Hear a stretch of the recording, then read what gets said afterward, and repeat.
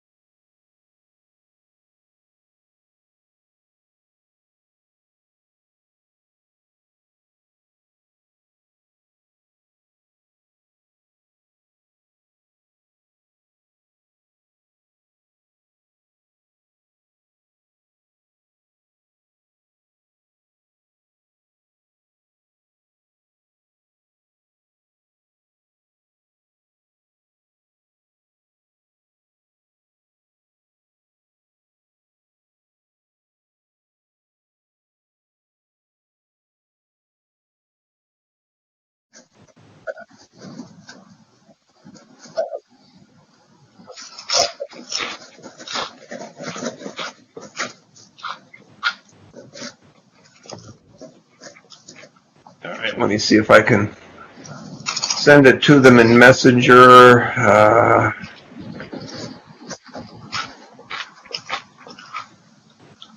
See if that works.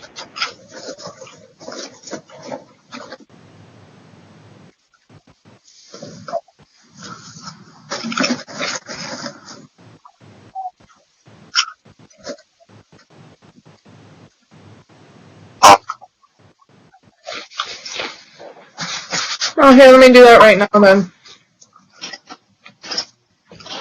I'm warning you I'm doing it, so don't answer.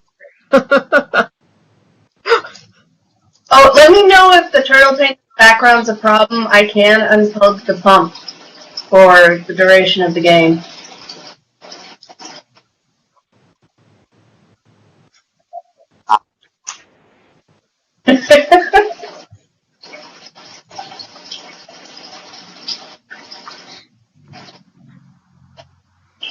It's tough if you have to go to the bathroom, but for those of us who've been doing write-ins to it, have apparently become, mandatory background noise.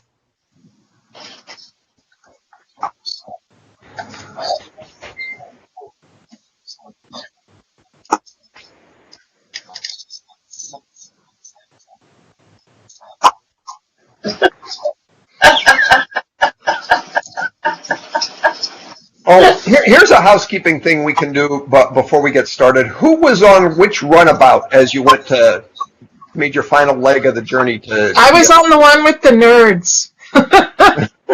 Oh yeah, that narrows it down. I Paul's character, Happy, and no, Happy's on my ship, right? Yeah, Paul's character and Was Phil on the one with you? yeah, no, well, no, Phil was on. Phil, you were on the other one, right? I think. Yeah, you were with the nerds too. So Phil is with.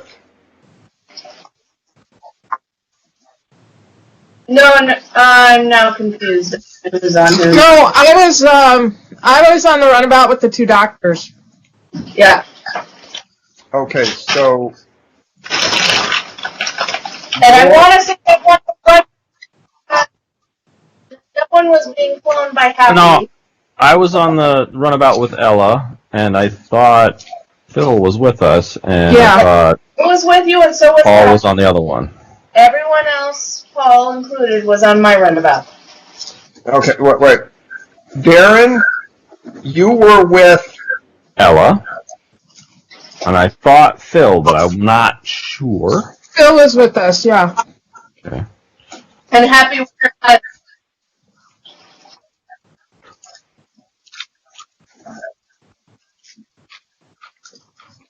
Yeah, I told them click the link, not the name. I had the same problem with Skype. It's Skype. Yeah.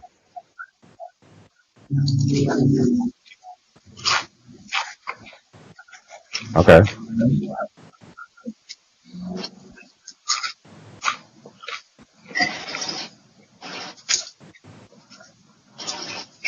Darren, look what I forgot I had. What do you? Oh, you still have? Oh, Reese's? Oh, you hid them?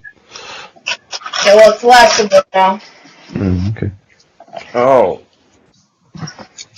Kurt So- says he doesn't see the link, he only sees Doug's name. Okay. You have to go to the group, and then you have to find the hang on, event. let me finish my sentence. He is not using a browser, he is not using a computer, he is using an iPad, and on the iPad he doesn't see the link to the meeting, he only sees the link, he can only see Doug. Alright. Yeah, just so you know, I'm streaming from an iPad, and the way I got in is I went to the event on Facebook, clicked to open the event.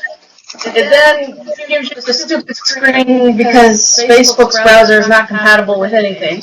Copies the link for Skype, then pasted that into the Google's Chrome window, and then and then click the a dialog button to open Skype, and then I got it. So it's a multi-step disaster. You see, it only works if the year you graduate from high school is a prime number. Okay. Yeah. All right. You're going to be lost in the multiverse forever.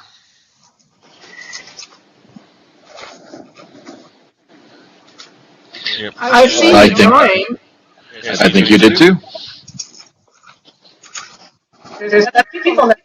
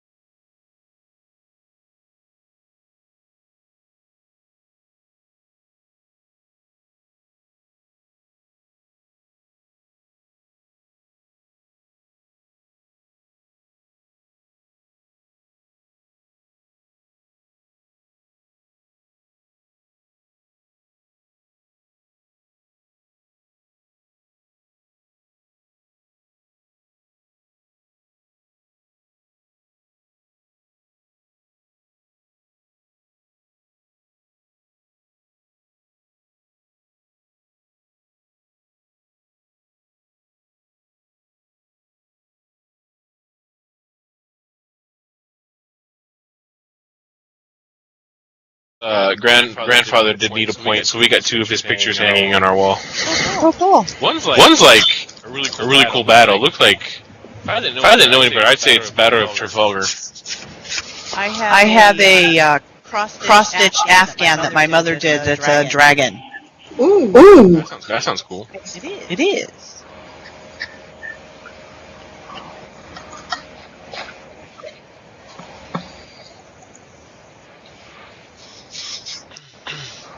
He's still working on it. Hey Ella. Well, he doesn't need his camera working at the beginning if we can get along without that. Yeah. He can come in when he's got it. I prefer to be a faceless voice coming in out of the void. There he is. Hey, there he is. Hey.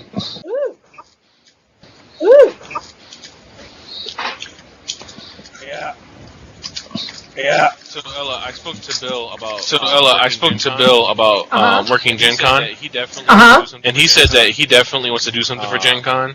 In the past, he's mainly only really done laser tag. They really don't have a good space for they really don't have a good space for Artemis. Well, it's funny because like 3 years ago when I went there, they had 2 people running it. One guy who had like 8 bridges, 4 of them were running Artemis, 4 of them were running MD Epsilon, and then one guy had 1 bridge was okay. Yep, there it goes. That I didn't do anything. Well, that was me. put us in together mode. So that I don't know how. take us out, please. I'm sorry. I don't know how it did it. I didn't realize I had any sort of control over this shit. That fix it? Everybody select grid mode. Sorry, my We all bad. have to. Okay. Yeah, we all did. Everybody has to. Okay. I'm back to grid. All right. So Doug, you want to explain what's going on with the cards and such? Is this what we're going to see while we play, or?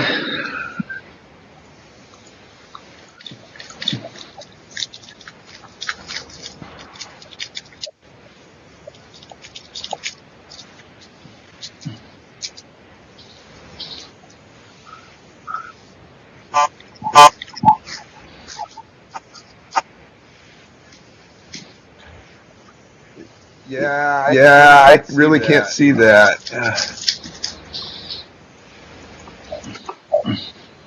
Okay, we'll deal with it. So if it becomes a question, I'm going to ask, Doug, what's the momentum? So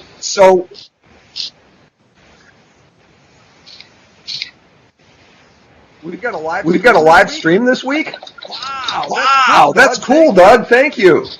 I wonder if we have fans. I doubt it.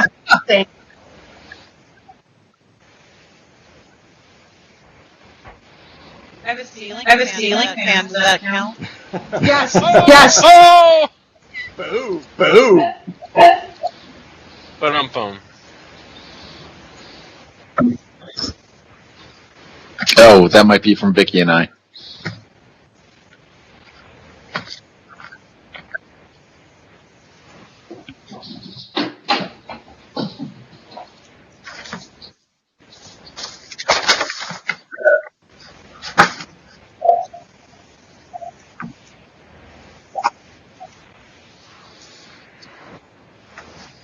Okay, I'm going to try something weird because the iPad screen is not working right.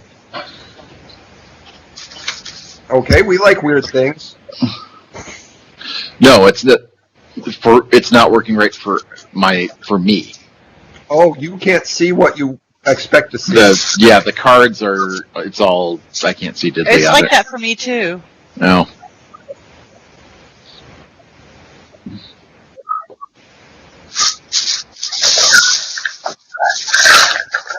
Okay.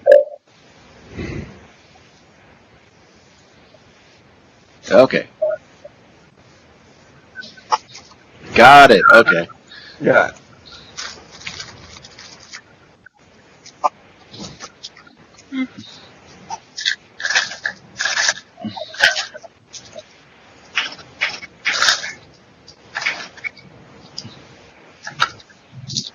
Yeah, I'm noticing that.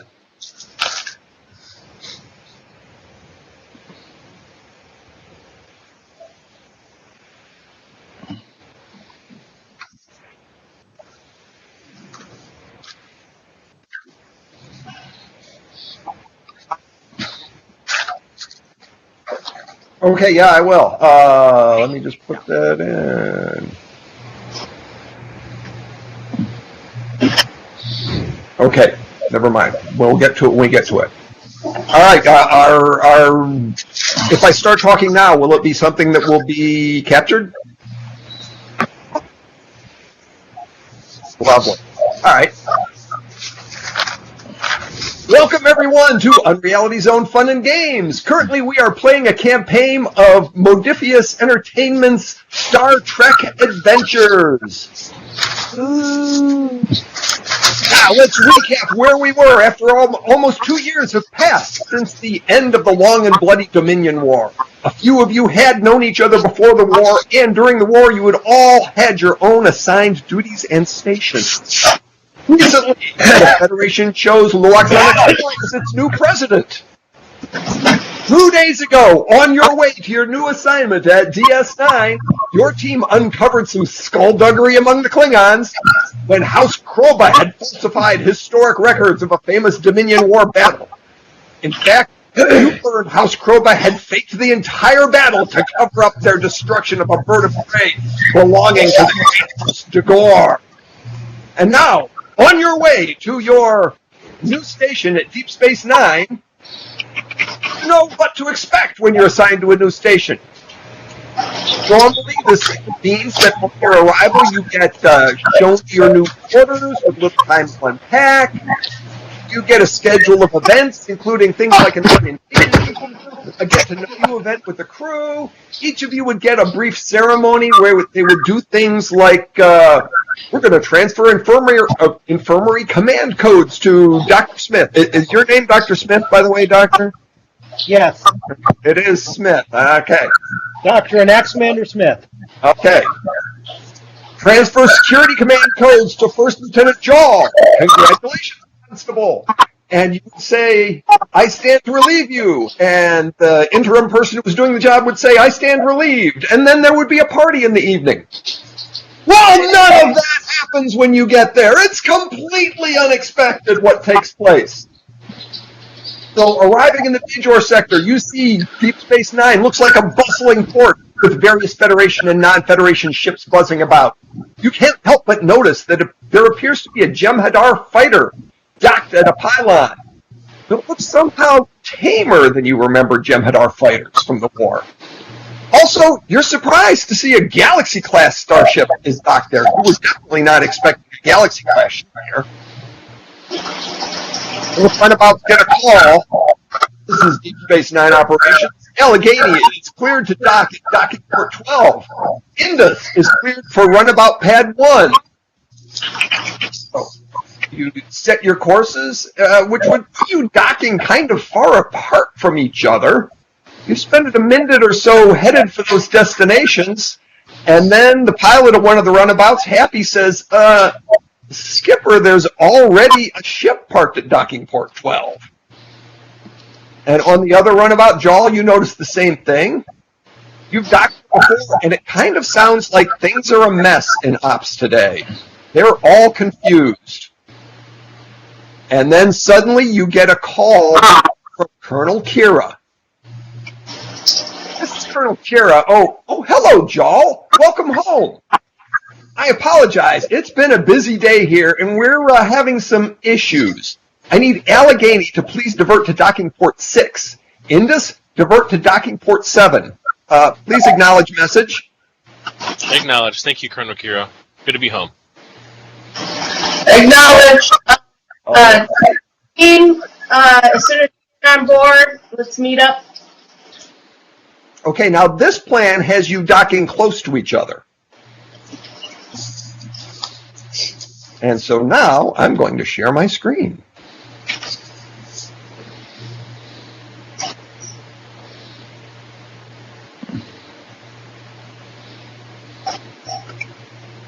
You see my screen?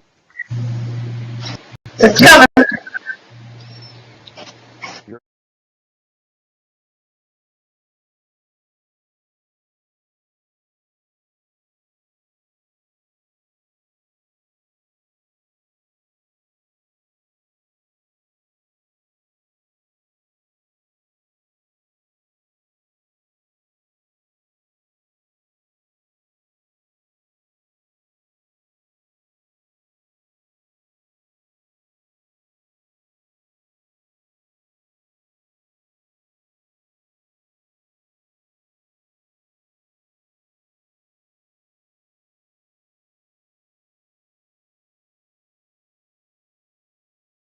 At ports that are fairly close to each other. You're on opposite sides of one of the pylons.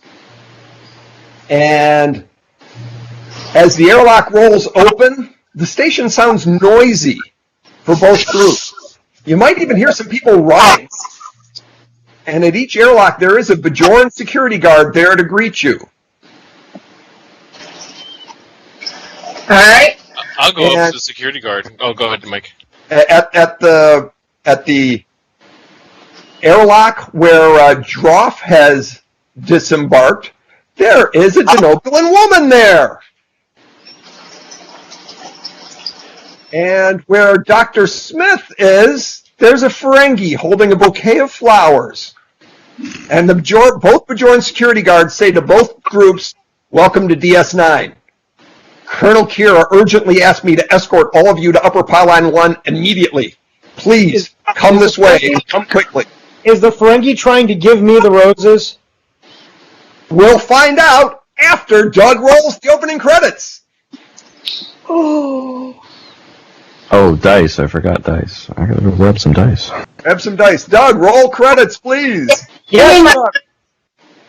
Roll credits.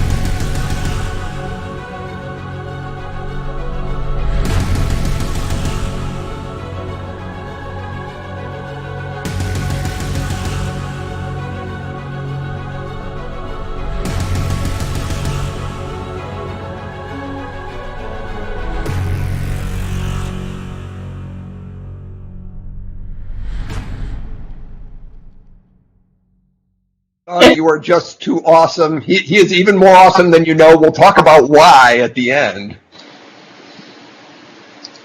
All right, now you're all getting ushered toward the same pylon. And yes, Phil, the Ferengi is scampering up to you with the flowers.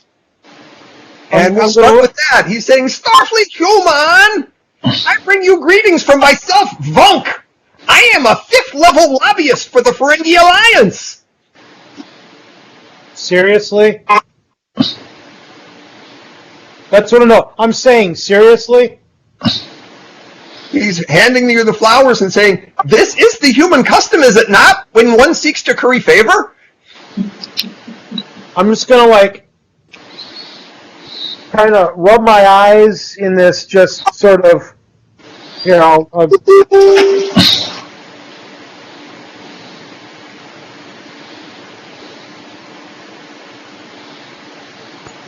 He's quite serious, and stop calling him Shirley. Yeah. Okay, so he's the conversation you're having.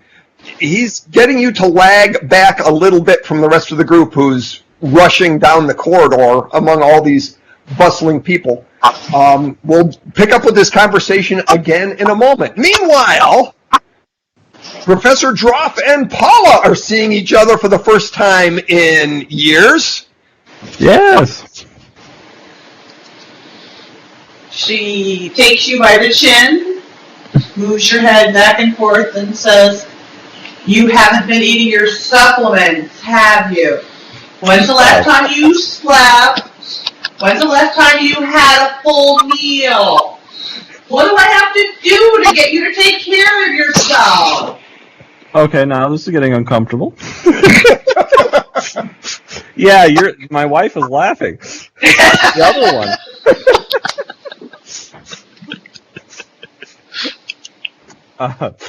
Yes, darling, your pheromone profile is wonderful. I see you've been keeping in shape. I've been trying to exercise, get limber. Really? Well, yes, I started a couple days ago.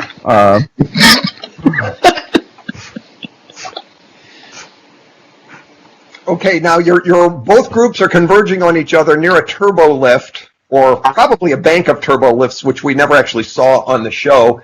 Vedek Depwan, who's walking alongside Jal, says, and you know, on the runabouts, the 2 days you spent flying here, he spent composing a history journal article about what you discovered last time. And he says, I would like to get my article published immediately. Is it all right if I just go straight to my quarters? Security guards say yes. This is just for the Starfleet personnel, but we'll leave it up to Vita. Is it okay for the Vedek to go? Vedek Deplan, are you at my disposal should we need you for further assistance? Yes, of course. If you call for help, I will help. All right. But I would like Jal to come with me to escort me.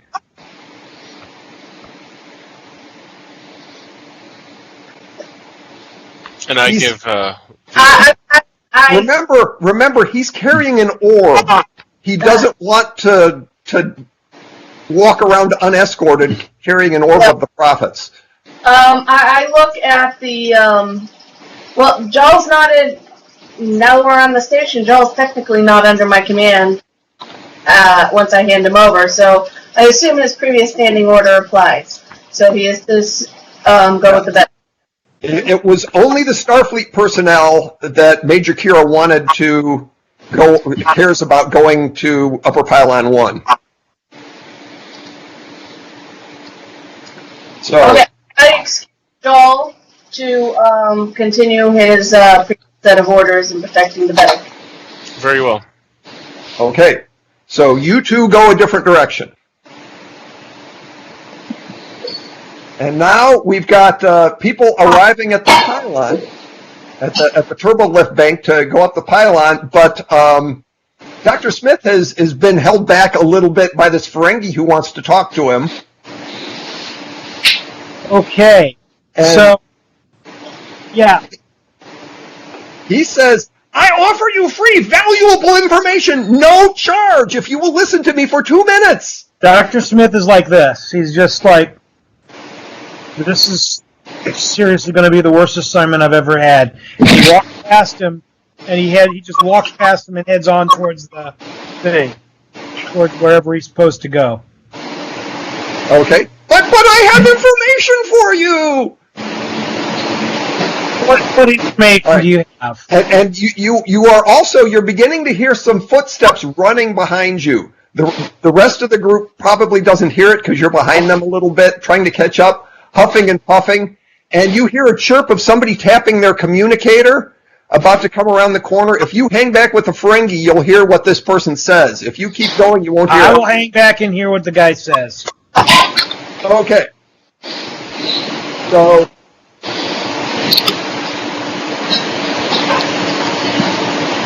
First, wow, what's that fan blowing sound? Anybody else hear that? I do too. All right, well, we'll try to keep going. All right, so here's what you overhear on the communicator as somebody's running along. Somebody stops running, he's panting, he says, "I found them, sir! For some reason, they docked at ports 6 and 7. They're headed for Upper Pylon 1. The voice that he's talking to says, "That damn Colonel Kira intentionally sent us to the wrong port. Lieutenant, have us beamed to Upper Pylon 1 immediately." "Yes, sir. Johnson to Op. You must beam the Commodore to Upper Pylon 1 immediately." This is Colonel Kira. My apologies to the Commodore, but our transporters are a little tied up right now. I'm afraid he's just going to have to walk on foot across the station. And the lieutenant, you hear the lieutenant groan. "I don't like this." Now, the Ferengi thinking to himself, "I don't know who Colonel Kira is, but I like her already." Now, here's what the Ferengi is trying to tell you. Now, here is your free information. There's a squadron of 7 Klingon Katinga-class cruisers headed this way. I passed them on my way here. I scanned them myself. And he pulls out a pad, logs onto his Facebook page. I can't hear a word you're saying. All I hear is that fan noise. Yeah, I'm having trouble too. I'm hearing that fan noise too. Just who that's from? The only person who isn't muted is you mute yourself.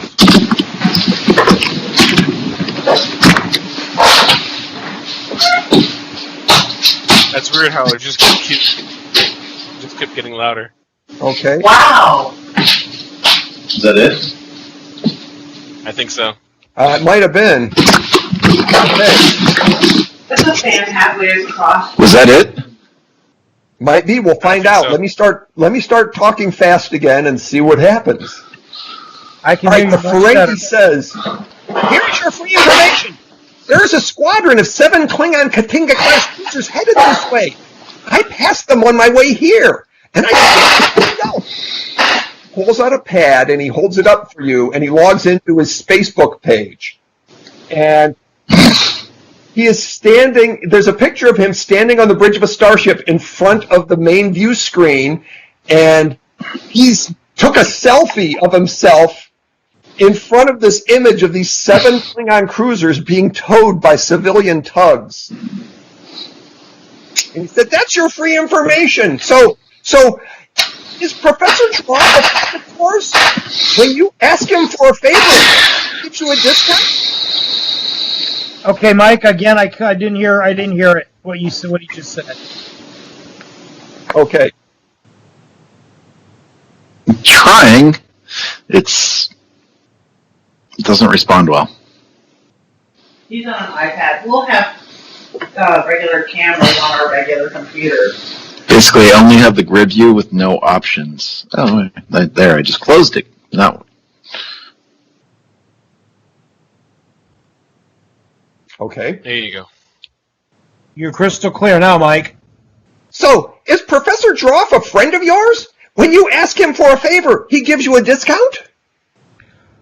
I've known Professor Droff for like 3 days. So, no, I wouldn't call him a friend. And I don't get a discount on anything. I don't know really what I would get a discount for. Well, Human, I will pay you one slip of gold press latinum if you will give me a favorable introduction to Professor Droff. And if Droff gives me an audience with the Grand Nagus, I will give you 2 more slips. Do we have a deal? You're talking to the wrong guy. If you want to make a deal here, I'll tell you what. If you can get Starfleet Command to get me off of this shithole and back into a exploration on a ship that's exploring the galaxy again, I'll introduce you to whoever you want. If you can't do that, don't waste my time. And I'm going to turn around and then I'm going to head to wherever it is I'm supposed to be. Okay. By the time you get to the turbo lifts, everybody else has already started riding the turbo lifts up. You'll catch the next turbo lift.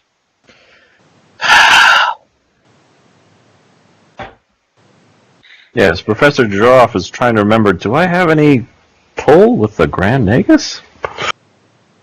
Not that you know. So, everybody's riding the turbo lifts up to the top of Upper Pylon 1. And as you're looking at the bottom out the windows, you can see that this is the pylon that has that looks like a Jem'Hadar fighter docked at it. And you're getting on the elevators riding, it looks like toward a Jem'Hadar ship. And when you get to the top and the doors open, yeah, this is it. This airlock is where this Jem'Hadar-looking thing is docked. And through the window, you now see a Ferengi Marauder is pulling close to Deep Space Nine, near where you are. Suddenly, you see transporter sparkles. There's a group of 4 people beaming into the vestibule where you are. Do you take any actions? I'm gonna put my hand on my phaser. You're not there. You're with the Vedic. Sure. Quick check of what the security people are doing. If they're reacting, I'm reacting and getting my weapon ready. The security people are not reacting. Then They expected this. I'm suspicious, but I play it cool. Okay, 4 people materialize. They are a Ferengi in a fancy outfit holding a staff, and a Bajoran woman who is quite striking. And they are flanked by 2 Jem'Hadar soldiers. And the Ferengi smiles when he sees you and says, "Hi, my name is Ram. I'm the Grand Nagus, and this is my wife, Lita. And these are our bodyguards.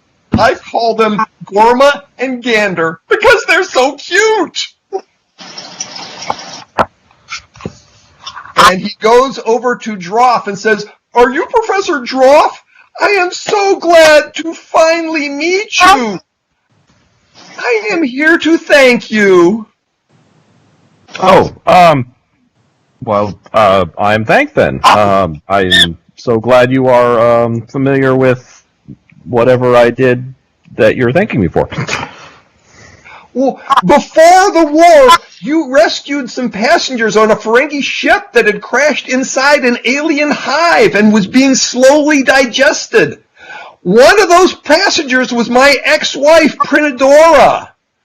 Now, I don't have any affection left for Prinadora. She was pretty mean to me. But the last time my son saw her, he was just a little lobling. If you hadn't saved her, the Nog would never have a chance to meet his Moogie. And that would make me sad. Oh, honey, that's so sweet. So, you have made me happy. And while I was in the Gamma Quadrant on business, I found the perfect gift to repay you. Do you like it? Oh, yes. What's the gift? Oh, it's right there. It's that spaceship. Okay. Yes, it's the gift that keeps on giving. Gosh, I didn't get you anything, honey. I feel kind of left out. Later.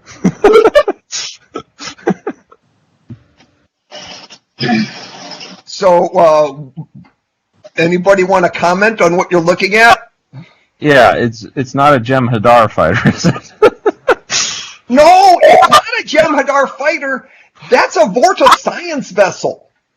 And the best part is, it's state-of-the-art, brand new, so you get to name it.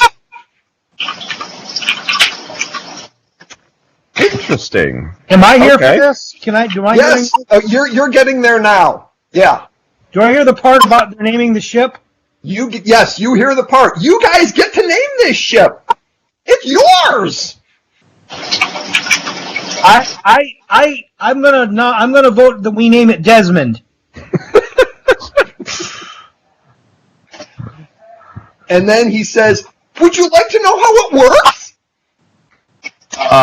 Yes, I would very much like to know how it works. I'll get you the instruction manual. And he taps the top of his staff, and you see that he's made the staff into a communicator for himself. I did this myself.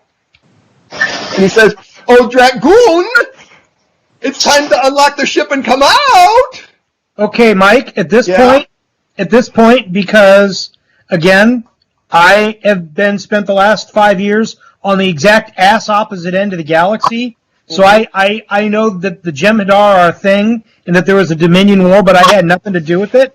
So again, I don't know. I'm completely unaware that this is even like a high-ranking Ferengi or anything, because it's acting like such a tool. So I'm just going to go up to Professor Droff right away and just be like, "Hey, Professor?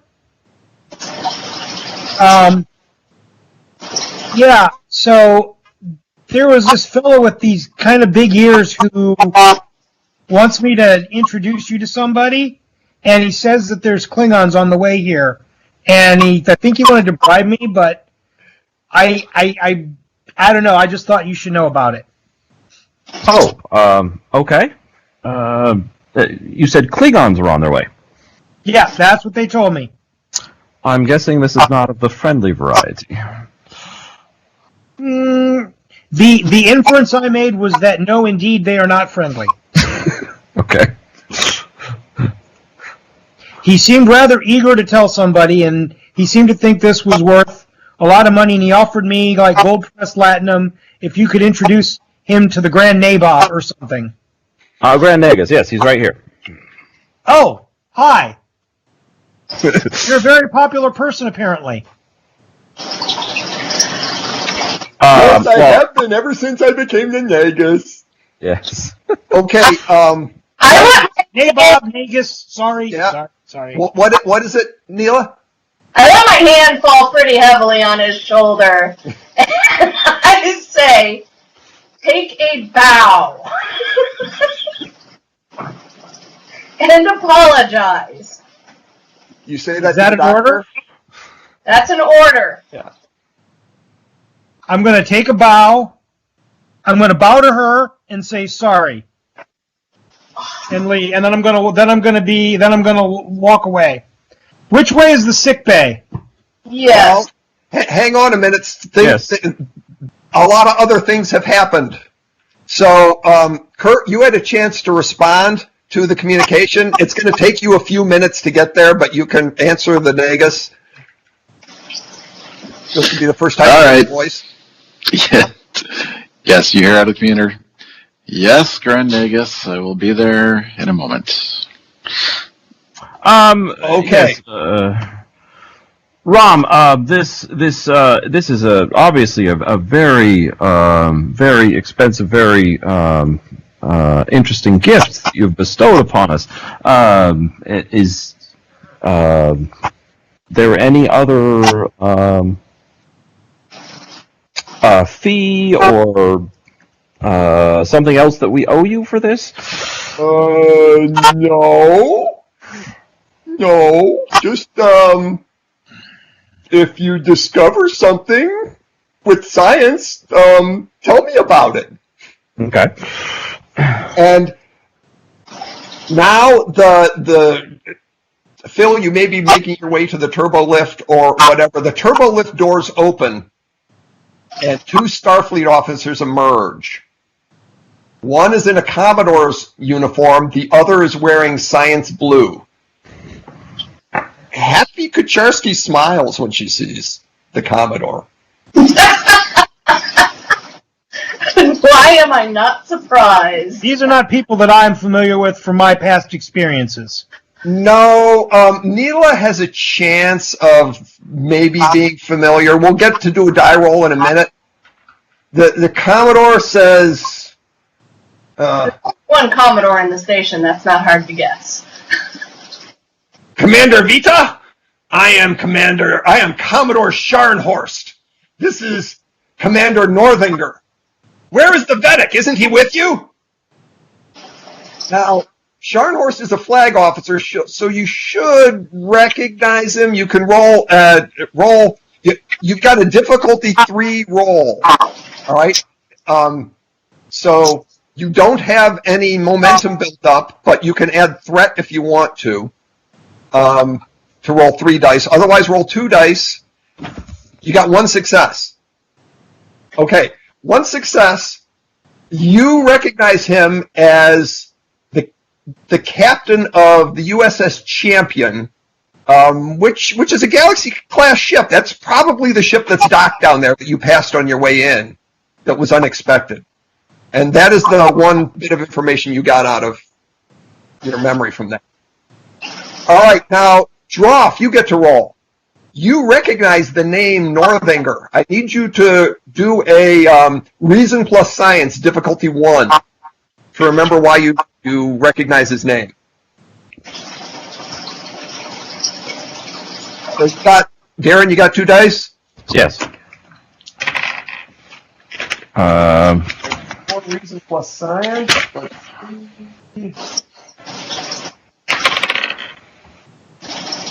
Hold on. Reason plus Science. Oh yeah, you're really good at both those things. Reason plus. Just barely. Got a 16 and 18, so I got 1 success.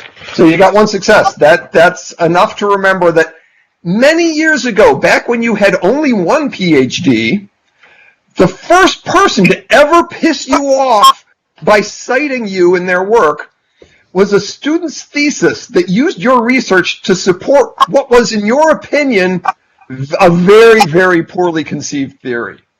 Now, that student's name was Warren Northinger. You never saw him in person, but this Federation scientist is about the right age to be that crappy scientist from your younger days. Now, Monty, you also have a chance to recognize the guy in the science uniform. Daring plus Science, difficulty 1.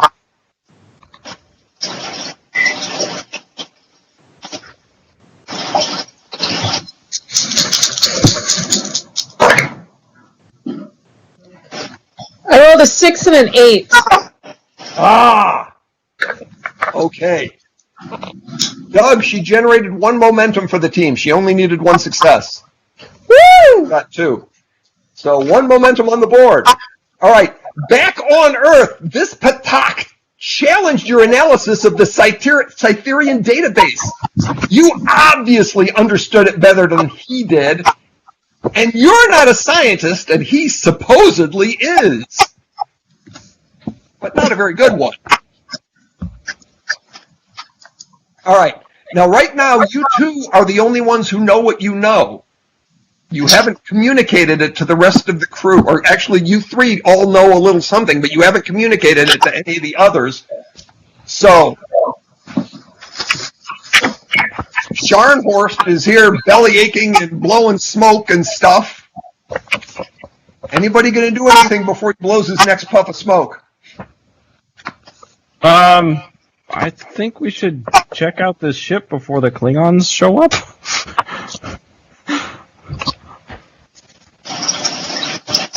I introduced myself to Scharnhorst. I know who you are. Whatever you're planning, forget it. My department needs that ship. I order you as a superior officer to turn it over to Dr. Northinger immediately. Well, as I understand it, the ship was given as personal property to the professor and therefore is not subject to Starfleet commands. You will have to speak Speak kindly to our professor. The Grand Nagus is standing there with this terrified look on his face saying, what should I do?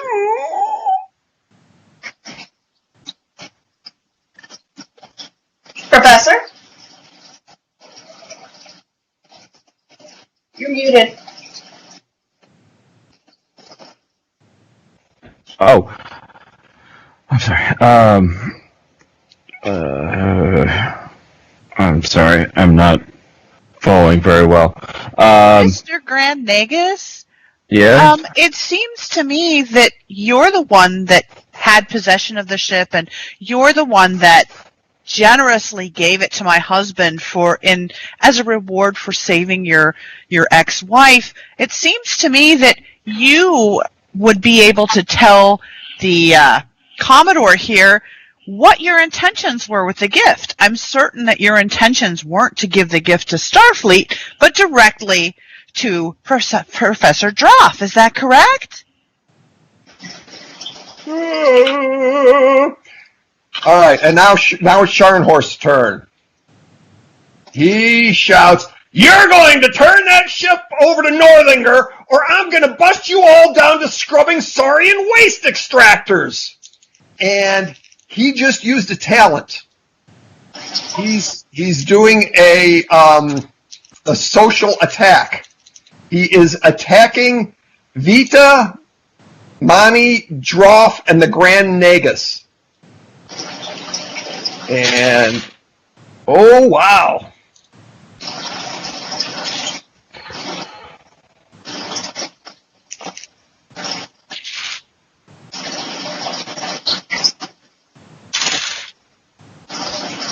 Okay, he just used an intimidation attack. He got 3 successes against Vita and Droff. You got 1 success against Manny. So you have to oppose his rolls. Okay. Let me look with. Let's see here. Daring plus command. That's a 10 for me. Daring plus command? Yeah. All right. Let's see. Let me look at my focuses. Do we both have to do this, Mike? All of you have to do this, and the Grand Nagus also has to do this. Does my cultural flexibility help any? 1! No. 1! Okay. I have 1 success. All right. 1 and 8, so I have 2 successes and 1 is a... Okay, so all of you have a new, what's it called, a property imposed on you, except for Mani. You all are afraid of his threat to bust you down. You all have to behave. It's like a D&D spell. Mm-hmm. Mani is the only one who didn't get crushed by this very powerful magic spell-like thing. Did he just threaten my husband? He did. He did. And I'm not Starfleet. No, you're not Starfleet. How tall is he? He's a pretty big guy. All right, I get in his face. Yeah. Excuse me, Commodore, but since Professor Droff is my legal spouse, that means that half that ship belongs to me. Technically, I'm not going to tell him that it's like 1/6. It's complicated for the human, which means that you don't just need his permission, you need mine. And I would like you to back the fuck off. Oh, sorry, this is PG-13. Back the heck off. And let us discuss this like adults instead of bullies. He doesn't say anything to you. He turns to the 2 Bajoran security guards and hits them with the intimidation attack. Let's see what happens. He says, I just swore him in Klingon, but I can't pronounce it. and the two security guards are like shaking and terrified, and they start approaching you, hustle you out of there. Oh, that's not happening. You little tox. If there needs to be, if they touch me, it's on. And they're sizing you up, and you're looking pretty lean and strong. And they're saying, "Will you come with us, please? No. This guy's really scary." All right, and now, the next event that happens. First of all, I want to point out, Monty, you haven't been affected. But you haven't let on that you weren't affected yet. So if your two friends try to break this spell, you can help them. You get a help roll if they try to break it shortly.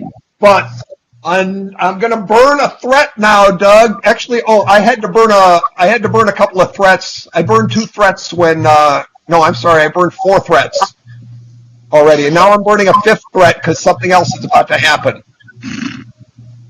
Because the airlock rolls open from the ship, and out steps a male Vorta. The Vorta takes one look at you guys, and his eyes go wide open.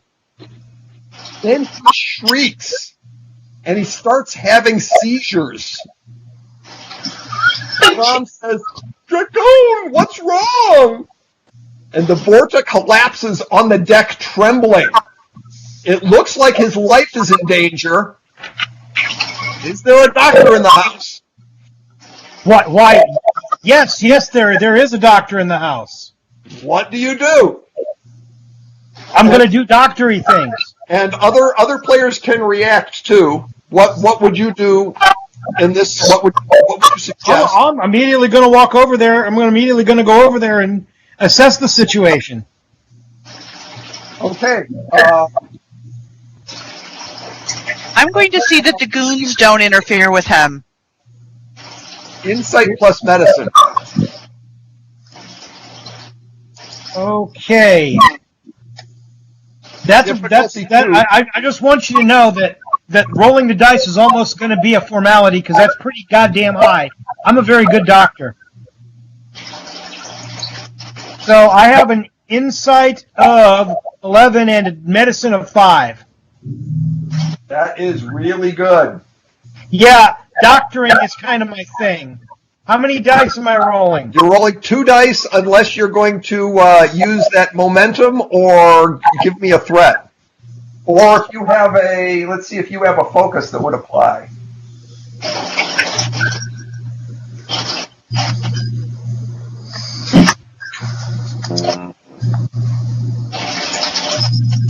Well, let me know what you want me to do. Do you want me to roll? Yeah, roll. Tell me what you rolled with the 2d20. 14 and a 14. Okay, well, that's 2 successes, regardless.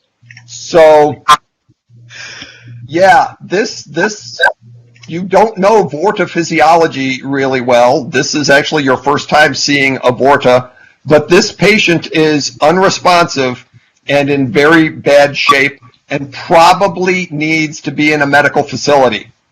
Okay. This Vorta is in very bad shape and probably needs to be in a medical facility.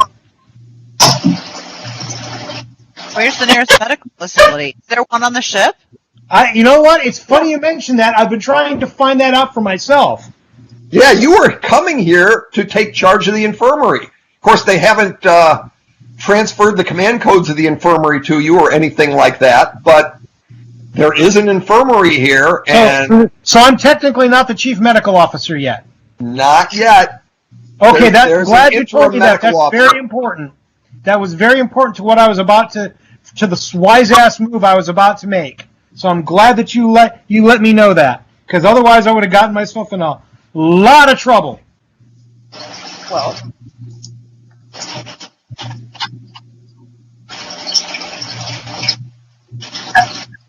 Do I have access to? I've got a communicator, right?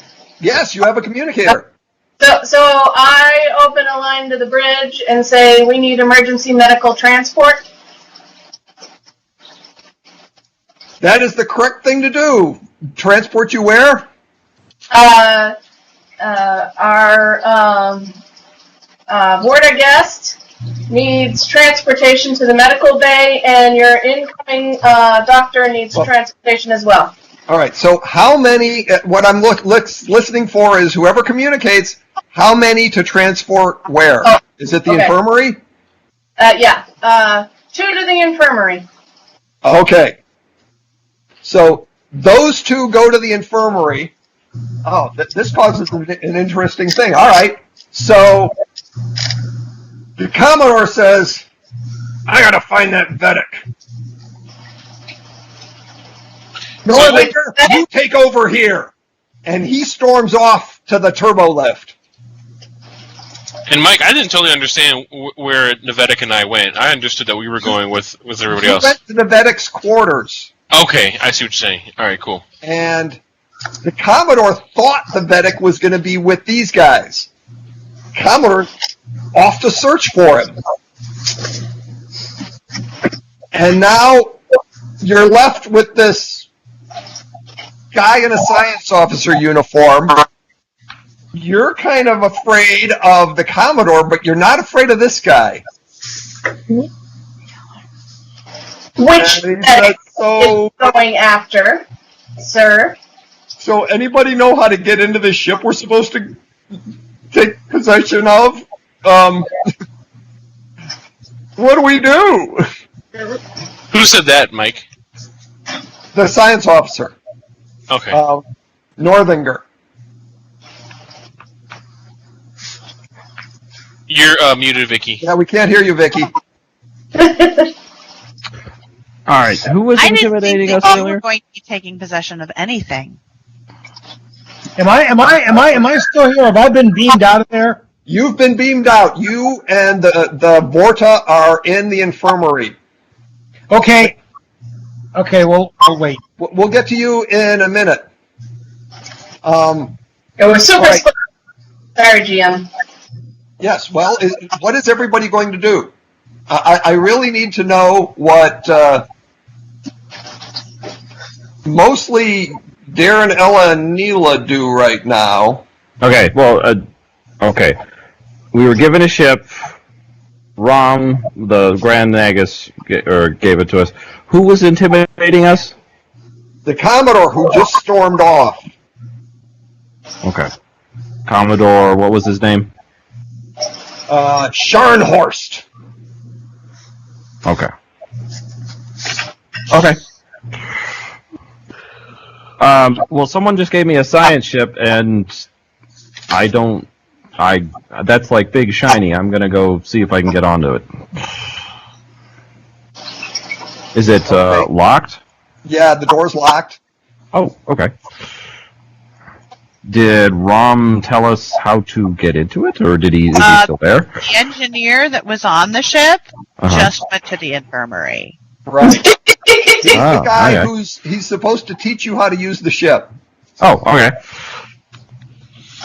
I stepped closer to the crappy scientist, Noringer, Mm-hmm. and I pull myself up to my full height and throw my shoulders back to make it clear that they remember that Andorians are a little bit stronger than humans, just a little. And I say, where is he going? What Vedic? Try to intimidate. He's looking for Vedic Deep One. I don't know why, but he's been obsessed with Vedic Deep One for a couple of weeks now.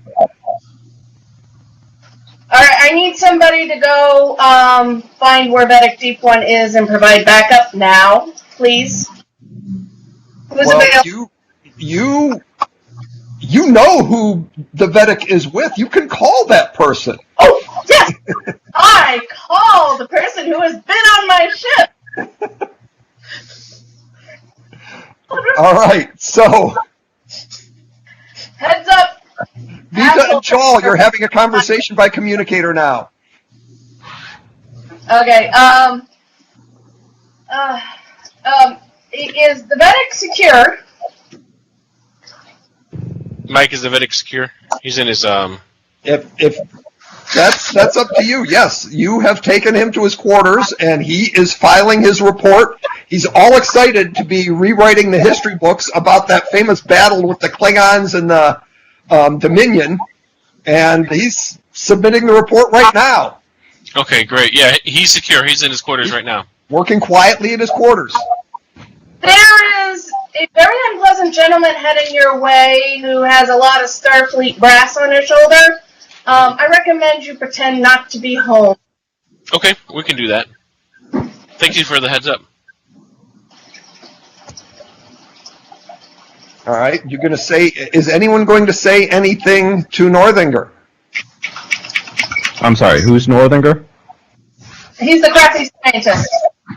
Who tried to make what I had done invalid. So, Yeah, Mike, we're gonna can say- I I'm just gonna walk up to him and swear at him. Somebody should just be like, "Wait, you're still here?" Mike, can I do something to the door to like lock it from the inside as opposed to the outside? Yes. Okay, great. I'm gonna try doing that.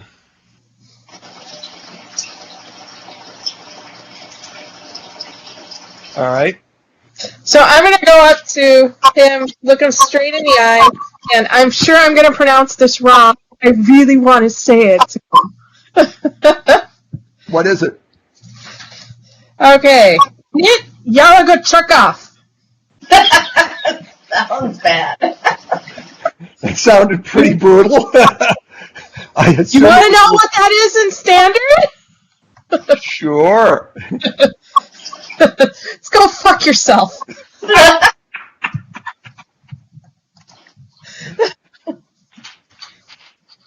Okay, so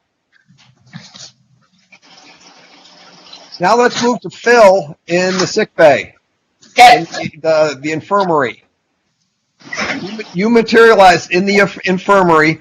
There is a young Bajoran doctor there who's the stand-in medical officer, the interim guy right now.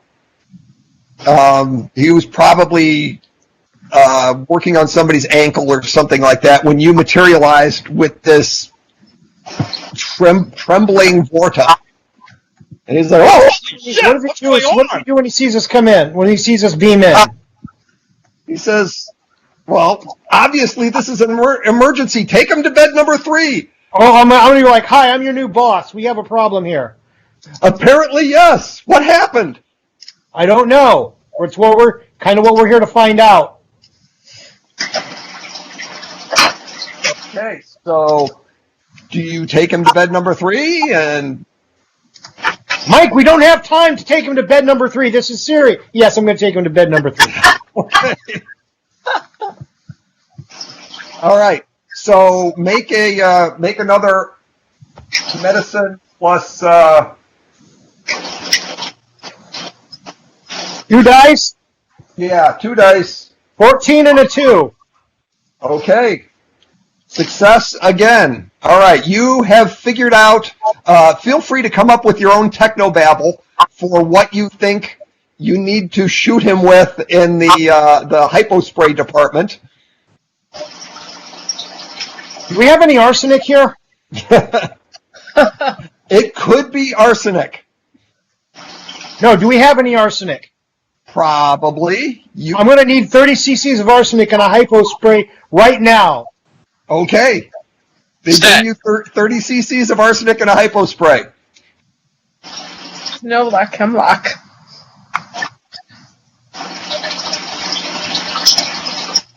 So you give him the hypo spray, and the Vorta stops trembling, and vital signs are starting to look reasonable. And the Vorta opens his eyes, and he looks you in the face, and he kind of starts trembling again. You can't be here. You can't be real. I've often thought the same thing, but unfortunately I am.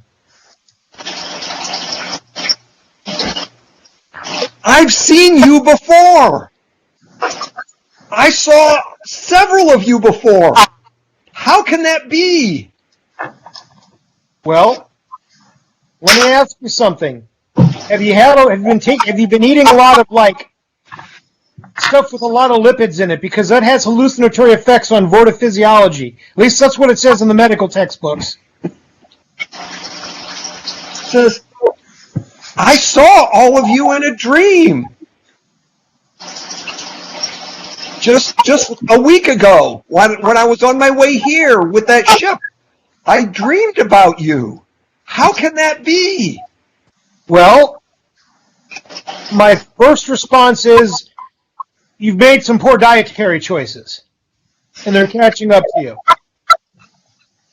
Okay, and I'm about to, in a few lines, I'm going to stop NPCing the Vorta, and Kurt is going to take over. Because this is the character.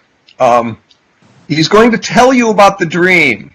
Or I'm sorry, I'm going to tell Kurt about the dream. Kurt, you can take notes if you want to, and then it will be up to you to report about the dream to the doctor, and if you see the other characters later and they ask to report that to them. This is up to you. Okay, so let me tell you the dream. It happened as you entered the wormhole. Suddenly you were alone in a white void. You were bathed in a pure white glow, but somehow it was not blinding. There was this faint, otherworldly sound in the background. You called out, "Hello? Founders? Have you called me to serve?" Then another Vorta appeared, a Kivon clone. His face bore an emotionless expression, which is unusual for a smug Kivon. He didn't even make eye contact. He was looking off in the distance, saying, "What does it seek?" And you said, "Kivon, are you addressing me? I seek to find a new way." Then the white void vanished, and you were alone on the ship's bridge. The rest of the crew wasn't there, but everything was glowing and in a strange, soft focus. You heard a heartbeat, possibly your own heartbeat. And then, suddenly, that commander character appeared with the same blank expression. And she said, that this is the Andorian commander I'm describing. The Andorian commander character appeared and said, "The fallen is always fallen."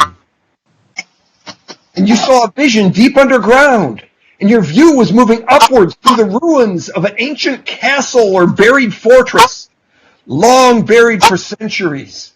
And when you reached the surface, you saw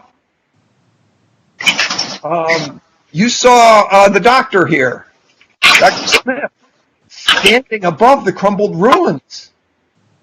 You found a sheet of paper and picked it up, and the doctor said, "It was a lie."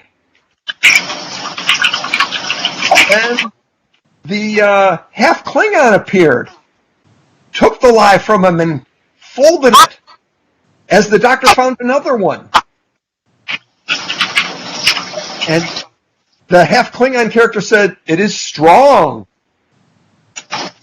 and spread it on the ground as the doctor held up another page and said, "It is a lie."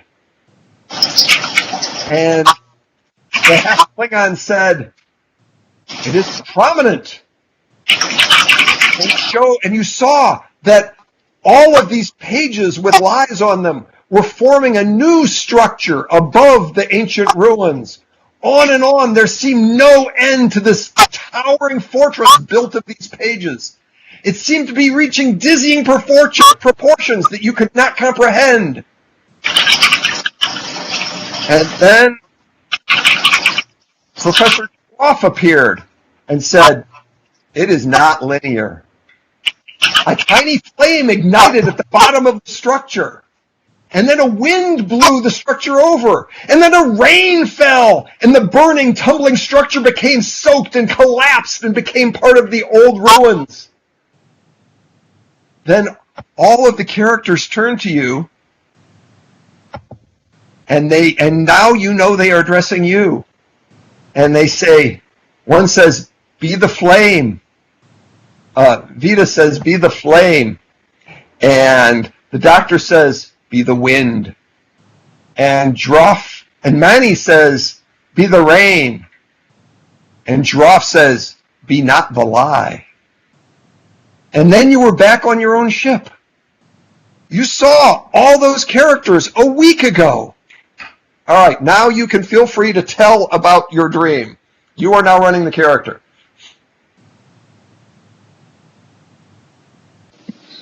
I hope you don't expect me to remember all of that. You don't have to remember all of that. Can we just say that? Does he just say all this to me right here in the little hospital? No, he's going to say what he's going to say. Because I really hope you do tell me this whole dream. You just go off and just totally stream of consciousness, because I have a response ready. Pretty much, yeah, I do. You see his eyes aren't quite focused, and, clearly he's not running at 100%. It's, you're not sure if it's babble or... But, yeah, then he ends up, and then we were here. Okay, so I'm going to be like this. Yeah, look, here's the thing. I've been the doctor of this place for about 10 minutes. So I need to get my druthers here. I'm going to ask you to stay here and get some bed rest for a half hour, 45 minutes. Let me get the keys to the joint, and then I will put together some dietary things that you can key into the replicators here so we can get your lipids and your humors in balance, because, again, like I'm saying, I think this is just some poor lifestyle choices that are catching up to you. And, Prophetic visions or lipids? Go on. Well, it's a hallucinatory thing. Again, I apologize. There's a lot of stuff in the medical literature about dietary restrictions and whatnot in vortophysiology. Let me just get onto the computer bank and see some stuff. But this is looking like a textbook case to me. But again, like I said, I've been here like 10 minutes. Apparently, the Klingons are about to invade us, and I've got this Andorian bitch that is just really, really going to make my life hell, and I got to figure out what I'm going to do about that. And there's some dude with huge ears who wants to give me flowers and be my best friend. So I got a lot on my plate, but no, you're my first patient, and I promise you are in good hands. Just stay here. Certainly. Rest. The arsenic is actually got a very good sedative and emollient effect on vortophysiology. You should be okay. You should be pretty stable for at least 45 minutes till I can figure something out. Now, again, hi, Dr. Smith, pleasure, and let me go take care of this. And your name was? Dragoon. Pleasure. It's great. I promise you will have my total focus in just a little bit. Seems to be kind of literally shaking his head. And the Bajoran junior doctor taps you on the shoulder and says, "Excuse me, doctor, but I don't think that was a hallucination. It sounded like he was visited by the prophets. I've never been visited myself, but I thought that only happened in the presence of an orb." And I can tell you that my diet on my Vorta ship as a Vorta was just fine. Look! Who is the doctor here? I'm wondering that myself. Well, again, we like I said, a little arsenic, and you just and I knew that, and you call. I'm gonna go sleep now. You guys talk over there. Is there a curtain we can pull? Oh yeah. Oh hey, yeah, no problem. Peace, solitude. That's what you need right now. That's good. And I'm gonna turn back to the Bajoran guy. Right. I'm gonna look like. And your name? Get your keys. And your name is? I didn't make up a name for this guy. You were leaving him. Let's say he's Tessic. Tessic, hi, Anaximander Smith. Yeah, I'm the new doctor here. Listen, I know there's got to be some formal ceremony before I can officially take over. For a couple of reasons, I'm really keen that we get that over with as quickly as I can. How do I do that here? Who do I talk to? You talk to Colonel Kira. Yeah, where is she? She's at Ops. Okay, do I have a communicator thing on my uniform here? Yeah, you have a communicator. I'm gonna be like Starfleet. I'm gonna be like kind of testing it. I'm Dr. Smith to Colonel Kira. Yes. Hi, Colonel Kira. Hi, I'm Anaximander Smith. I think I'm supposed to be your new chief medical officer here on Memory Deep Space 1990 whatever. Okay, yeah. We'll get that taken care of as soon as we can. We've got kind of a problem of a rampaging Commodore on the station. I'm a little busy right now. Well, you know, you know what? I think I know who you're talking about, Colonel. And or is this a private conversation? No one can overhear it. You didn't know? You really don't know. Well, listen. Anyways, it's real. It's real important that I see you face to face. I think I can help you. Come on up to Ops. I'm too busy to come down there right now. That's fine. Get off there, and then I'm gonna be like. So you're gonna go up to Ops now? Yeah, which I have no idea where Ops is. Well, you can ask people on the way. You'll make some friends that way. Or not. All right, so let's get to Adam. Now. All right. There is someone overriding the security codes on the Vedek's door right now. No. You can hear them out in the hallway. Somebody with a very high security clearance. You have a few seconds to do something. All right, I'm going to make a roll. What are you going to roll for? To try to override his override.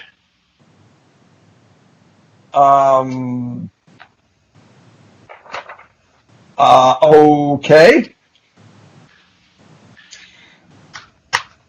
You're not going to call for help. You're going to override the override instead. Okay. Yeah, we'll do that. All right. From my side. All right. You're going to have to roll control plus security. Okay. Beat him. Where are you? All right, I got a 4 and a 7.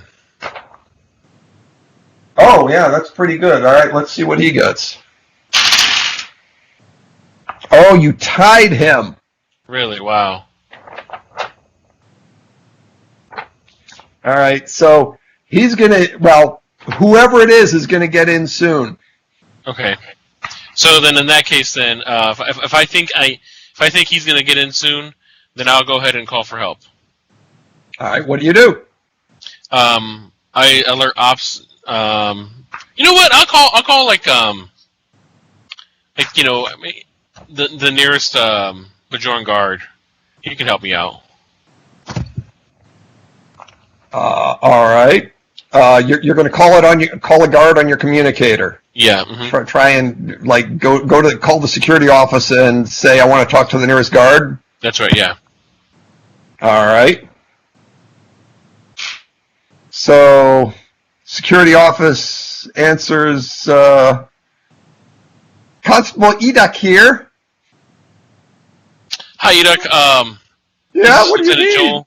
I've got this crazy science officer from the Federation trying to get into my Vedek's quarters. Oh, he's terrifying. I wouldn't mess with him.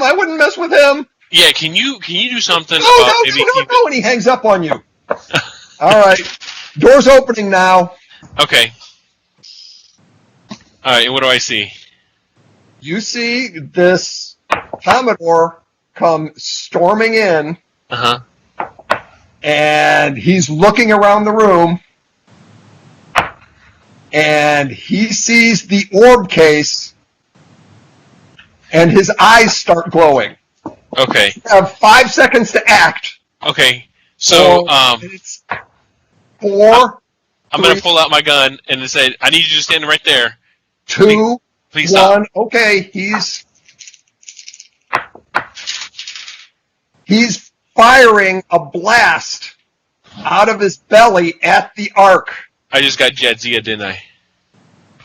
No, it's not at you. He's destroying the orb. What are you going to do? You haven't called for help. You haven't done anything effective. You've got to do something now. Okay, I'm going to tackle him. He's not really a Commodore. You're going to tackle him, okay? Roll an attack. All right. Shot him. It's going to be fitness plus control. Okay. You need 10 successes. Oh my gosh. Can I pull? How much momentum do we have? What's the momentum pool there, Doug?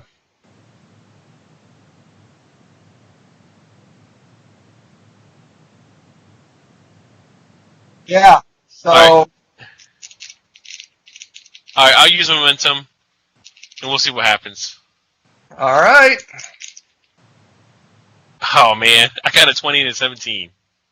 Oh. Oh, should I roll a third one though? Yes. Roll a third one. All right, cool. So remember that I got a 20 and a 17, and then here's my last one. 7. All right. So, Doug, I'm burning a threat also to have made that attack. All right, so you do knock him over, and he blasts the Vedic as the complication. Oh, no. What are you going to do? You are way over your head, and there's a giant swath being ripped in the wall of this compartment. Okay, so Swath's going to hit you in a second. You better do something. Okay, so I'm going to tell Ops to transport him out into outer space. Transporter can't lock on him. Okay, so I'm going to take my comm badge off, put it on him. All right, he's blasting you now. Okay. All right, roll to resist it. I need you to roll.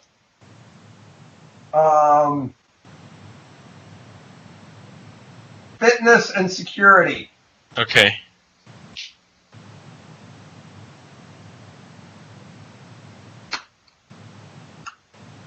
Oh, I got a 1 and a 6. Oh, good. That's 3 successes. Cool. And do I generate a point of momentum as well? So he singes your uniform, but you don't take any damage. You are really making bad decisions here, I've got to say. Okay. So can I take my comm badge off and put it on him and tell the ops to teleport him off? The transporter will not work on this character. Okay. All right. Man. I guess I'll shoot him. All right, you can try shooting him with your phaser. Yeah, we'll do that.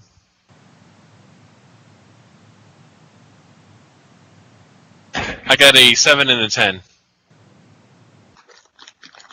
All right. Well, he notices that.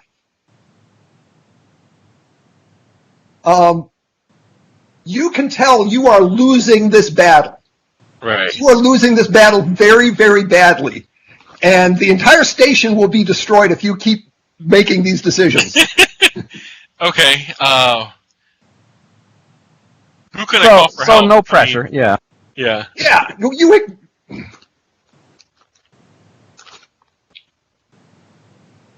All right. He's turning back toward the orb. That seems to be what he's interested in. All right. I'm going to take the orb and run out the room. All right. Let's see if you can do that. So the Vedic is lying there smoking on the ground, but maybe if you're fast enough, you can do that. You're all right. Cool. Pretty spry. Let's bring up. Yeah, you got a good fitness. All right, try a fitness plus security.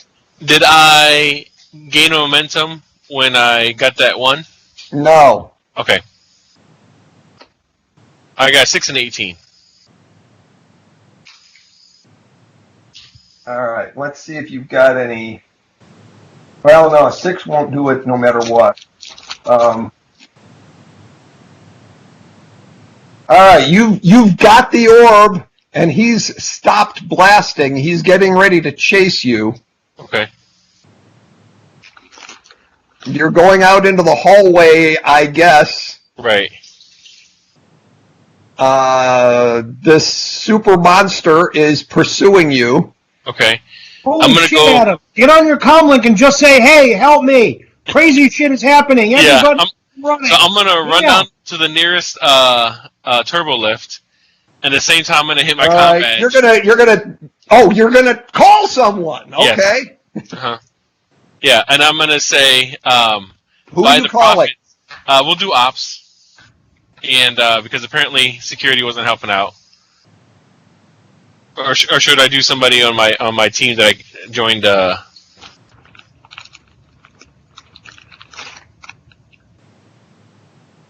You know, I'll do Neela's character. Yeah, Okay. Kira was a little overwhelmed, so yeah. Yeah, I'm gonna get on the comp badge with is it Vita? Mhm. Yeah. Okay, with Vita, and it's like I'm gonna yell, "By the prophets! I think I've got a paw race after the orb." Understood. I gather up my troops and we start running. I know All Ella right. wants to say something, but I don't know. Who's point. gonna run to where? So I'm gonna run to the turbo lift with the orb, okay? And then I'm also All right. gonna say to Vita, the Vedic got hit. We're gonna need a medical team to his quarters now. Okay. I relay the message for emergency medical transport to the med bay. 1 to transport Vedic Deep 1 to emergency medical transport. Okay. Dr. Smith is not at the infirmary now, but So I know that. young Bajoran doctor is there when this smoking Vedic arrives. We'll catch up on what happens there later. So you go running to the turbo lift. Yep. Right. Oh yeah, it turns out this guy isn't that fast. He's pursuing you, but he's not catching you. You make it to a turbo lift.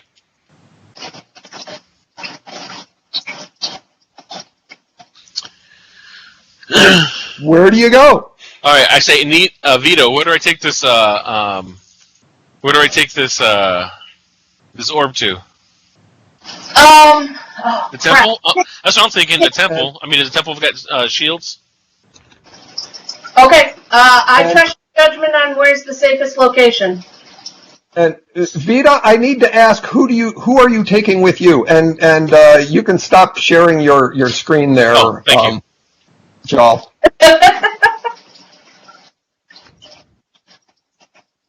Well, beyond any shadow of a doubt, I of course take our Klingon. I of course take the good professor's wife because she's tough as nails if she will agree to come. Of course, I take Happy. And who else do I have here? There's a fight. I'm in. You have the Grand Nagus and a Bajoran woman and 2 Jem'Hadar soldiers. I take the Jem'Hadar soldier with the great mission of the Grand Nagus if he will allow me. No, they stay with me. I have to come along then. No, Grand Nagus, you stay here. You stay safe. What's going on? Something bad. I don't know. Somebody said something about an orb wraith and it just sounds awful, so we're going. All right, I'm going to roll to see if you overheard the conversation.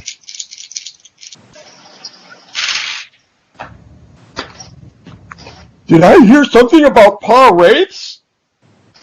Well, you know something about power race? Because we gotta go. Yeah, I've seen them beaten twice. Professor, pick the brain of the Grand Negus. Everybody else with me. We're heading to the temple.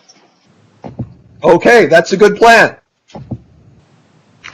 Everyone rendezvous at the temple on the promenade, which might not be the best place for a boss battle, but we'll find out. I'm trusting the security. That's what happened last time. Hey, Mike. Yeah. There's no chance that on a comlink or something I'm hearing any of this, right? No. Well, just a general question. Yeah. If at some point the term Paw-Wraith comes around me, one of my focuses is mythology. Is it possible that I could roll to see if I've heard of them? Yeah, you could roll to see. If you hear those words, you could roll to see if you've heard of them. It's not that unusual that you might have heard of them. That's like somebody knowing about demons and how to fight demons here in the United States. Well, I've read the 23rd century equivalent of Joseph Campbell's, and I'm sure he's touched on it. Something like that. Only the Paw-Wraiths are actually not. It turns out they were mythological until about the 4th season of Deep Space Nine, when they turned out to be real. So, okay. You're all in your pursuits. Have anything to do with? I think you're feeling okay now. You told your stuff to the doctor. Now the other doctor is working on a hurt Bajoran, and you are feeling fine. You want to do anything? Mike, I want it to be very clear that Dr. Tessick, or whatever his name is, that before I left, I made it very clear that our Vorta friend has an incredibly restrictive diet, and that he is not allowed to get any. The replicators need to be programmed so that he can't get anything more sumptuous than like the Vorta equivalent of like an extraordinarily restrictive vegan diet plus gruel. You didn't have time to do this before you left. Well, I'm trying to. All right, so getting on with the adventure, we've got this group of characters converging on they're riding through the station toward the temple, and meanwhile, the only character that really has something they could be doing while everybody else is in transit is Droff. Droff and the Grand Negus and the Bajoran woman and 2 Jem'Hadar soldiers you're all standing there in the vestibule of this elevator by the airlock with the spaceship. And what are you going to say?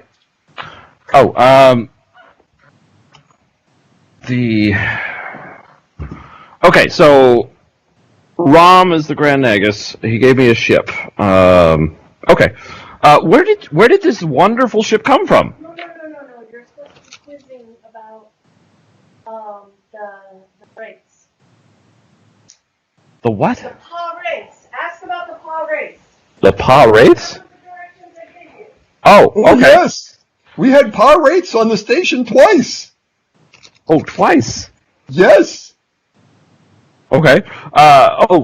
Chief O'Brien had me rig up a thing that killed them, but I didn't know I was doing it until way late in the process. Oh, that sounds useful. How did you get rid of them? It turns out that both the prophets and the Paw-Wraiths are susceptible to intense flows of chronoton particles. Chronoton. There isn't a source of chronotons near us, is there? The systems on the station are capable of emitting them. Takes a little time to set up. Oh, chronotons. Okay. Is there any on the ship? I'm not sure. I don't really know how it works. All right, chronotons. That's Power Dragdown who knows that stuff. Okay. Mike, All I really loved your impression of Nog, by the way, or of Rom. Okay, should've worked on it. chronotons. Where do I get chronotons on the station? We need a supply of chronotons. Quickly. Well, you're not really too familiar with the station, but you're standing in front of somebody who actually spent a couple years as a mechanic on the station.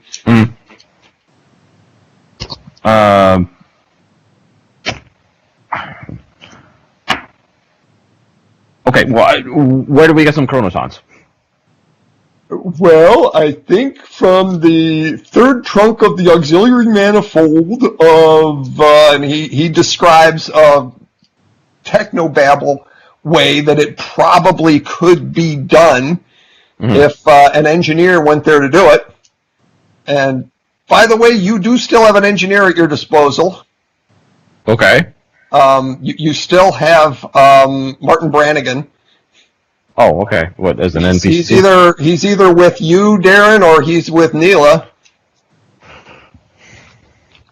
All right. Well, let's. Forgot about that. I didn't grab him, so I'm assuming. All right, so he's with you, Darren. Okay.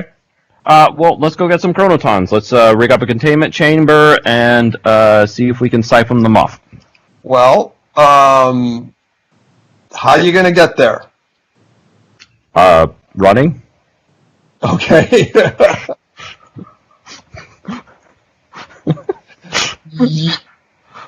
Make a roll.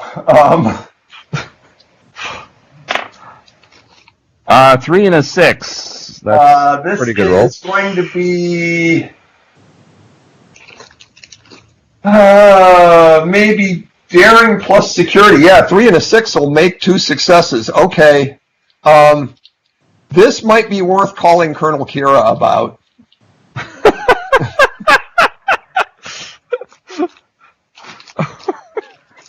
Okay. Actually, wouldn't O'Brien be better at chronotons? O'Brien is on Earth at Starfleet Academy teaching extension classes on Cardassian technology. Oh, okay.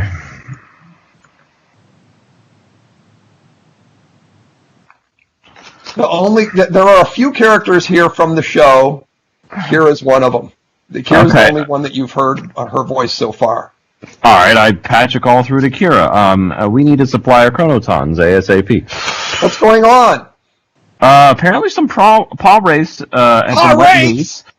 They're chasing an orb, and I don't know if that sounds important, but the only way to get rid of them is chronotons. So I want to yes, get together some. What do you need? We'll transport you there.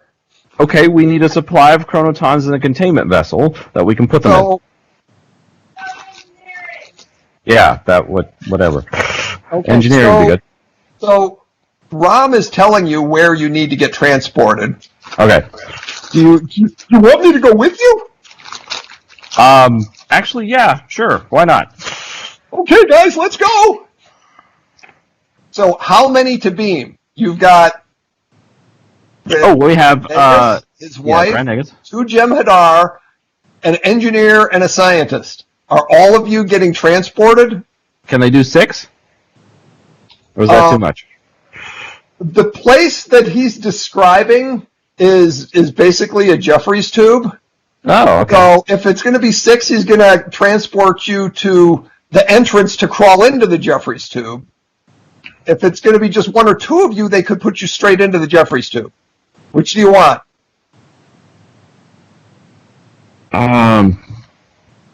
Okay. We need the engineer, obviously. And does the engineer need any help getting these things? Oh, let me roll for Paul. Oh! He rolled great.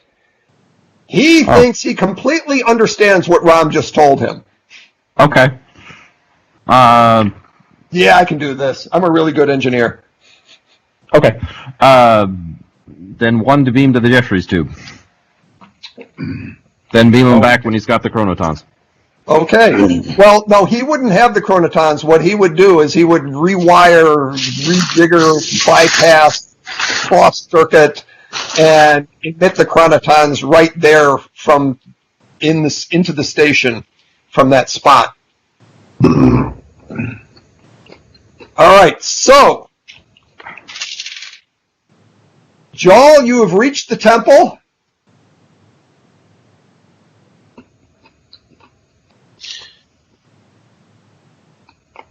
And I find the nearest The door is open. You're running through the promenade, carrying an orb, which gets a lot of attention. Yeah. If you were a non-Bajoran, they might be offended, but it's just kind of weird. There's also a tear in your uniform with some smoke coming out of it. And behind you, there's this monster rampaging. So then I find the equivalent of the the priest who works there. Yeah. And I say, there's a Vedic at the temple. And I say, we need to hide this from the power wraith that's running behind us. And he looks out and says, come in, and he closes the door. I don't know if that's going to stop them. And you may notice that a lot of the people here at Deep Space Nine recognize the Commodore, and they are already terrified of him. Wow. He has worked that terror spell on lots of people before you got here. Okay. All right. So at this point, Vita, I'm gonna update you and say, hey, look, I'm in the temple. We've locked the door, but at this point, we don't think we're just gonna hold them. How about we use the Ark as bait to get this Commodore or Power Wraith in position, and then expose them to the chronoton radiation?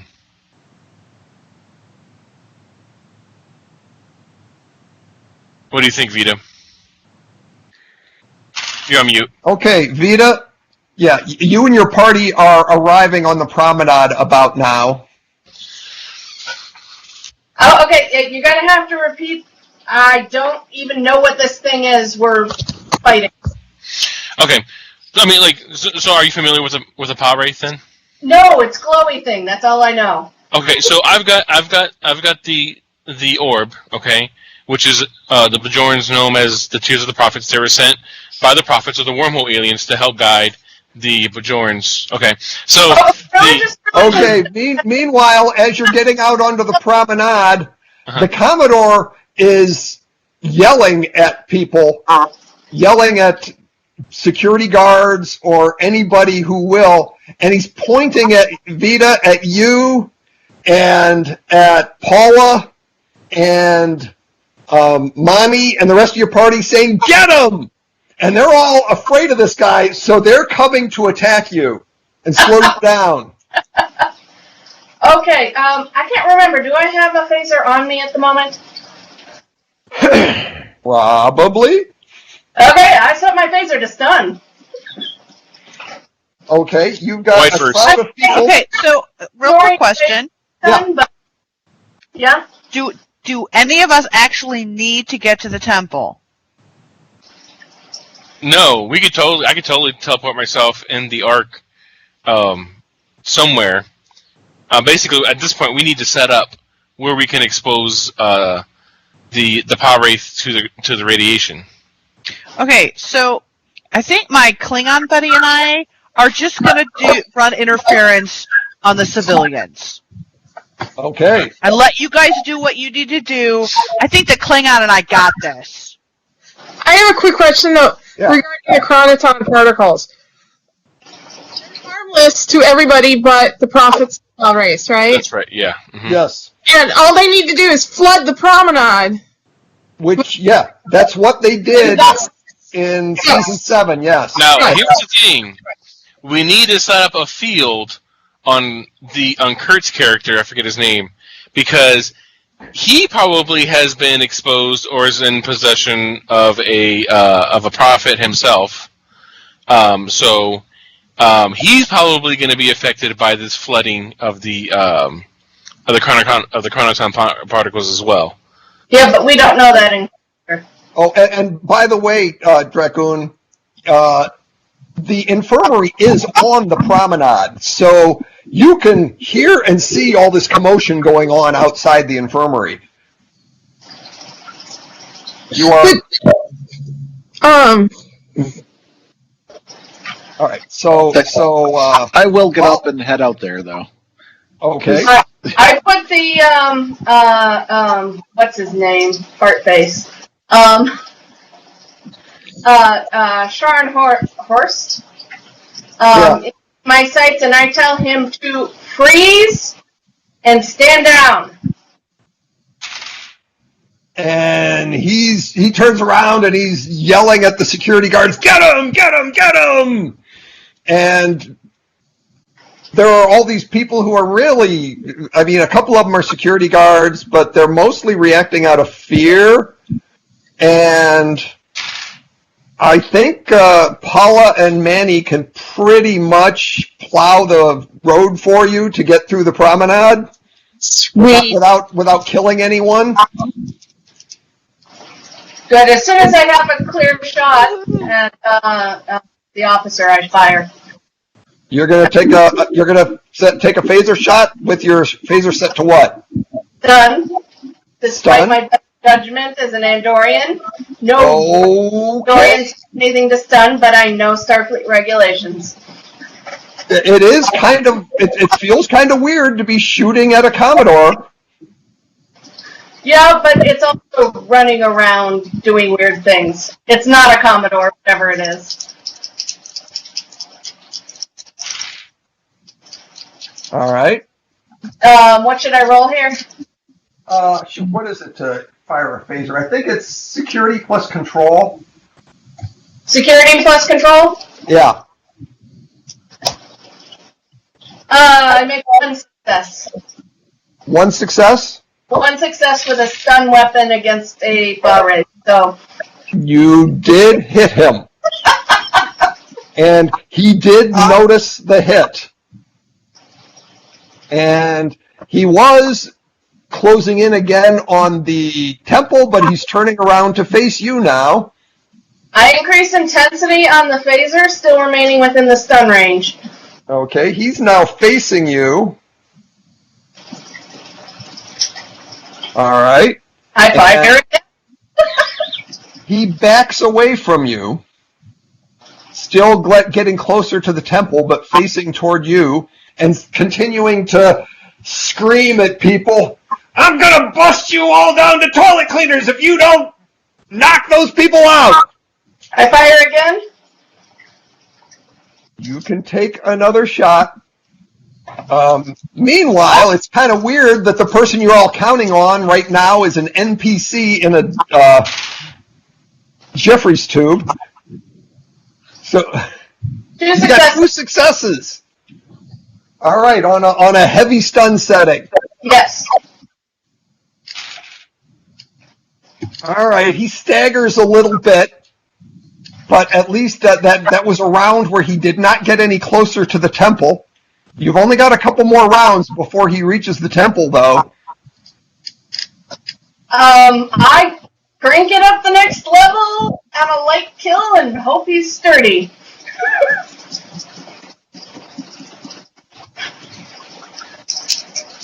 Fire away. All right, firing. 1 success. Yeah, that was really no different from the stun. Kind of winged him. All right, I rush him. Okay. Anybody else doing anything? I know what Paula and Monty are doing. What about Dracoon? We're bonding. What? It sounds like we should be heading towards the temple. I'm still at the Grand Nagus. You were up in the. You were actually. I've got Jem'Hadar with me. I think it's a good idea to get the Jem'Hadar to wherever this thing is. Well, you got to take the Grand Nagus then. All right, come on, let's go. You want to transport to the promenade? Where is this Wraith? All of this is happening on the promenade now, and instead of telling people to clear out because there's this battle going on, you've got this Commodore telling everybody to crowd into the promenade and get into the fight.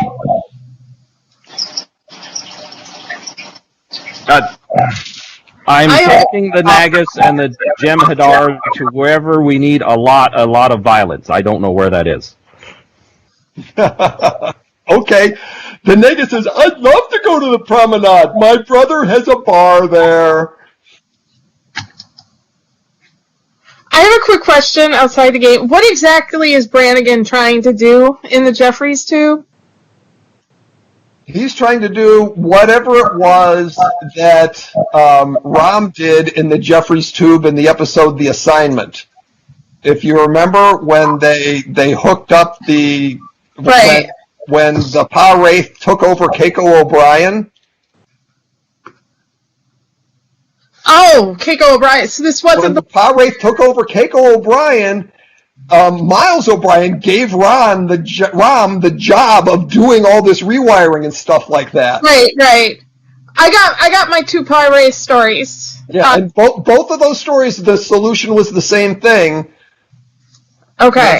Chronoton particles. It was a little harder in the first one because they were trying to blast chronoton particles into the wormhole. I thought I had some engineering experience because I was going to go offer to help him since he is an NPC. Okay, so you get a call from Brannigan saying, let's see, he's going to call Vita saying, okay, ready. I think it's ready to turn on. Fire away! Fire away! Fire! Okay. The love of Andor! Fire! Ooh! All right. No, but none of you feels or hears anything, but the Commodore starts writhing. And he turns desperately toward the temple and makes a charge at the door with all his might. I'm going to get on the other side of the door. He gets to the door and he bursts it open. All right, I got my phaser ready. I'm going to shoot him. Hey, girlfriend. Yeah. Be over there. Give me a lift.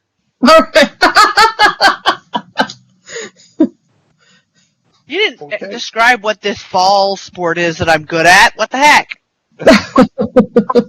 Mike, I'm gonna fire. I'm actually gonna set it to kill. Okay. All right. Got a 14 and a 4. Okay, that's 2 successes for you. Oh wait, that's 3 successes for you. Because your security is a 5, and you've got arm spraining.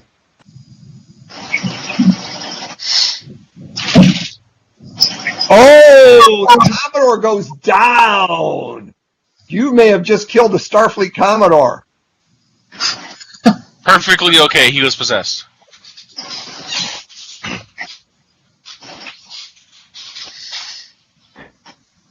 Do I see some red mist leave his body? You do. Some red mist is leaving his body.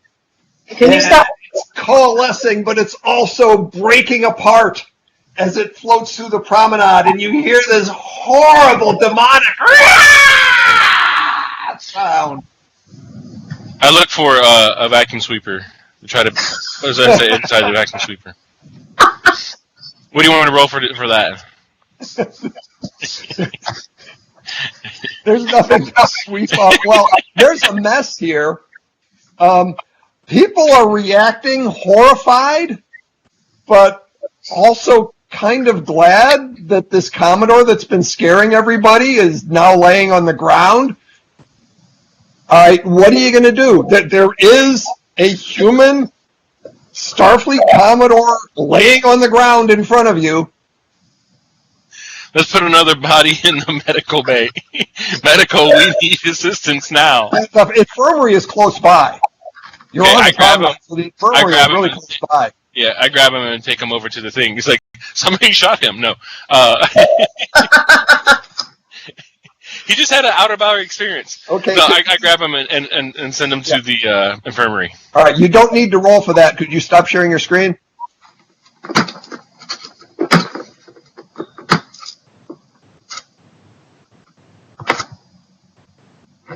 Okay. The Commodore isn't dead. He's murmuring something. He's saying something quietly. I put my ear next to his mouth. He's saying, "You're too late. You're too late. You'll never figure it out. You'll never figure it out." And I just yell, "What?" And he doesn't say anything more as you get him to the infirmary. And this poor young Bajoran Jr. doctor is just overwhelmed. He's got this Vorta patient who just got up and tried to walk out. He's got this very badly injured Vedic, and now he's got this possibly fatally injured Starfleet Commodore all coming into his infirmary. And where's Dr. Smith? On his way to ops, trying to get officially named Chief Medical Officer. You're in ops now, and there are reports coming in of all these horrible things going on the promenade.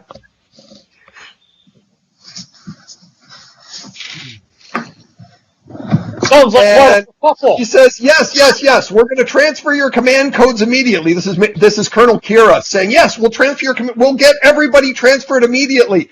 And you hear like a red alert sounds on the station. And you hear Colonel Kira's voice, "This is an emergency. All senior officers report to ops immediately." And the Grand Nagus says, "I think you'd better go. I'll be in the bar with my brother." Okay. I head on over to ops. So who heads to ops? Me. I do. I'm not a senior officer, but I guess I go. You are to be named a senior officer. That's why you're coming here. It's going to be your job. Oh, okay. You're going to be the science officer. Now, Paula, do you go with your husband? Oh, well, he wasn't anywhere near me, but I will follow my new Klingon You're friend. right. You know he's been called to ops. That's true. You're closer to ops than he is. I'm going to ops. All right. And Dragoon, what do you do? And do you like how I'm pronouncing that? I wanted the Grand Close enough.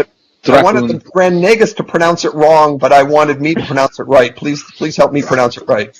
Dracoon. Dracoon. Yep. Kind of rhymes with raccoon. Sort of, yes, I guess so. Okay, got it. He looks at all this craziness, shakes his head, and goes back to his ship.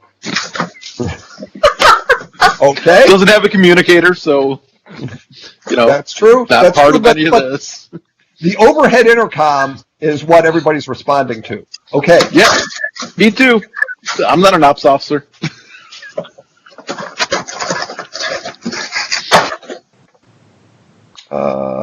Where is it? There it is.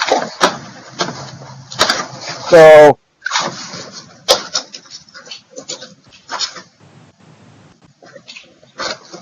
let me share my screen now.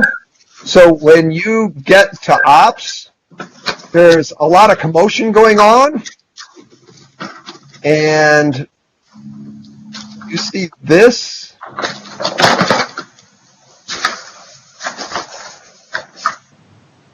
You see this displayed on the screen, and you hear Colonel Kira talking to some of her officers saying, "That's a top-of-the-line Jem'Hadar battleship. I haven't seen one of those since the war. What's that doing here? It just came out of the wormhole." And then, let me... There it is. Ours. And here's the view of the Jem'Hadar battleship emerging from the wormhole. It's towing something by Deep Space Nine. And a call comes in.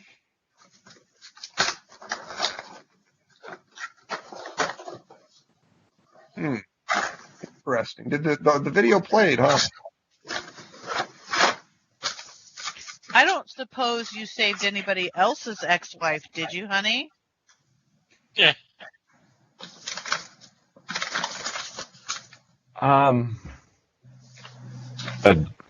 Okay. Jem'Hadar? I don't think so. So a Vorta is calling ops appears on the view screen. It's a let's say it's a Wayun, because those are fun. A Wayun is calling Deep Space Nine.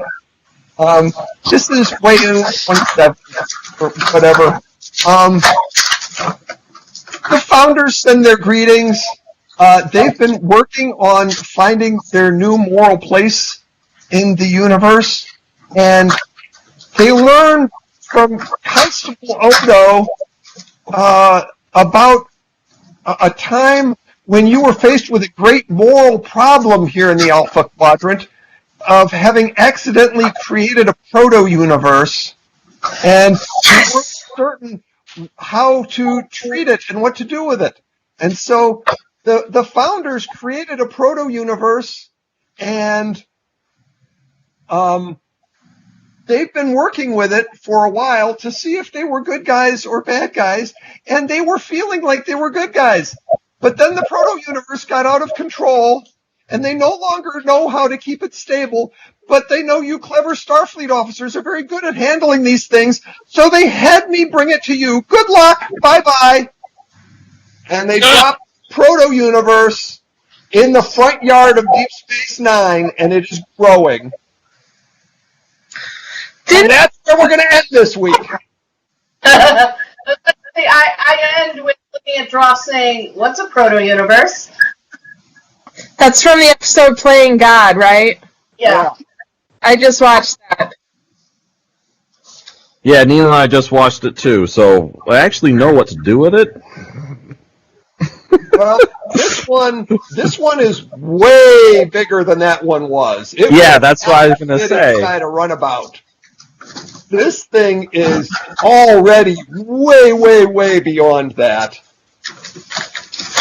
And it looks like it's going to be a major problem.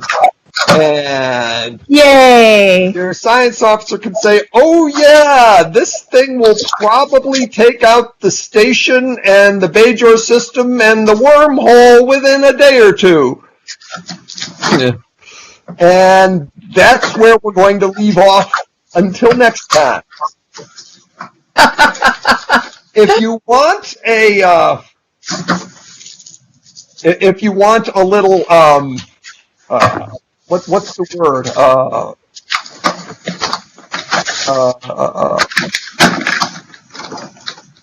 What did those old TV shows in the 60s have? The Quinn Martin shows. Not a post-log. It was Epilogue? Epilogue. That's it. An epilogue. Next time on DS9. Well, no, that's a preview of next time. The epilogue is going on down on the promenade, where Grand Nagus has gone to Quark's bar and ordered a root beer, and he's getting a little attention. A few people are shaking his hand and things like that. Anybody else left down on the promenade who didn't go to Ops or who is going to... Yeah, I think our Bajoran security... If I see the Grand Nagus go by, I'll just go with him. All right, great. You're in the bar.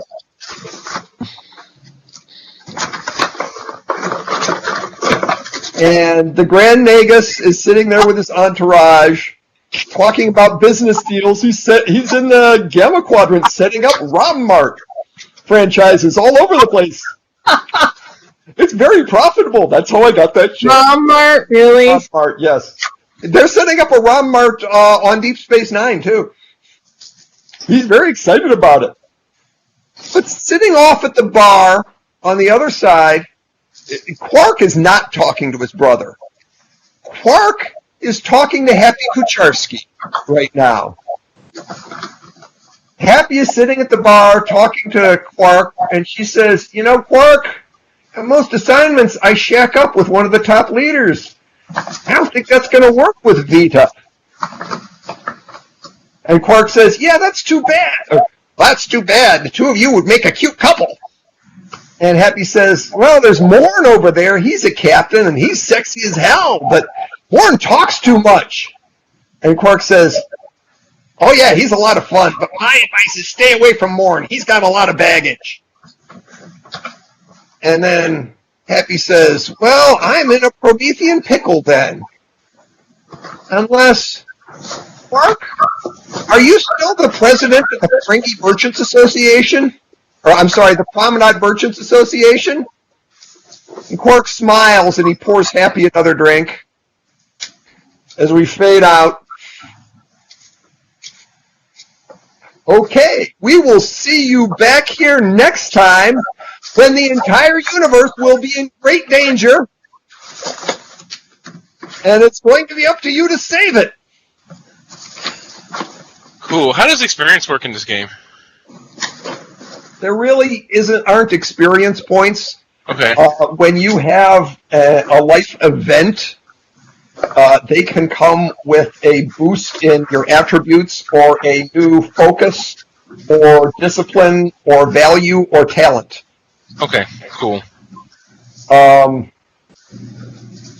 And you can change your values, by the way, in this game.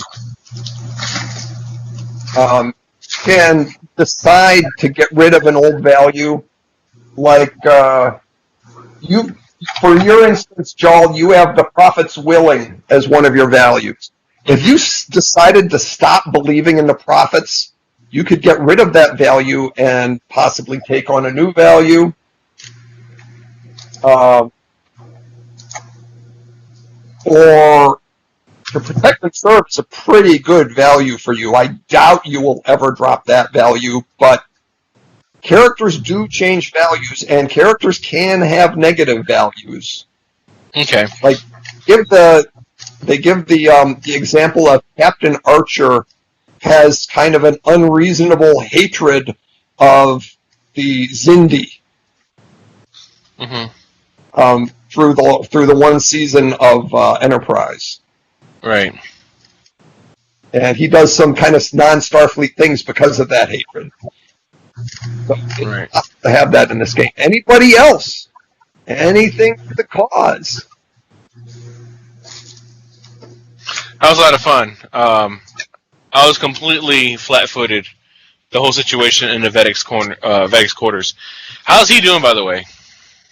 Oh, okay.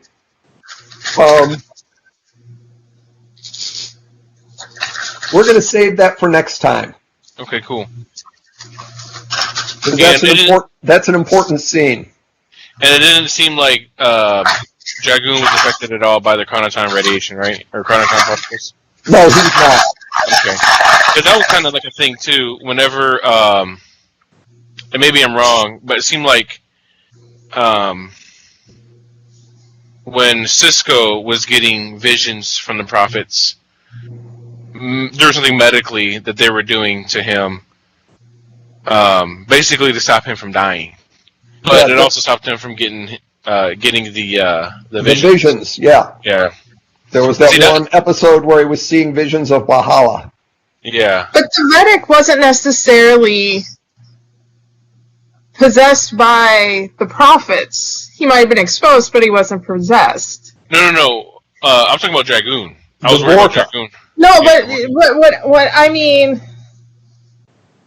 if we were worried about the chronoton particles affecting him, I think it only mattered if the Pal race or the prophets were actually possessing the others, like in Keiko or Kira and Jake. Yeah. By the way, Mike, I was 100% ready to give my body over to the prophets so they could fight the Pal race if needed. I was like, oh man, I'm gonna have to do this. And then if I start losing, then cue in the chronoton particles. That might come up, but actually,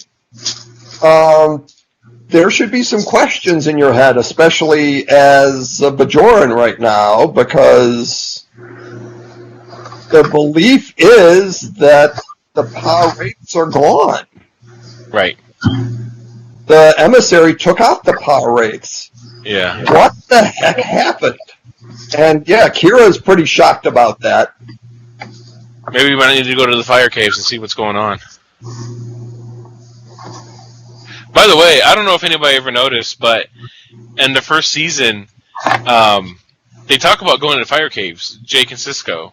Because I heard the fire caves are pretty cool. And as soon as I heard it my first time rewatching it, I'm like, oh, the foreshadowing! You know?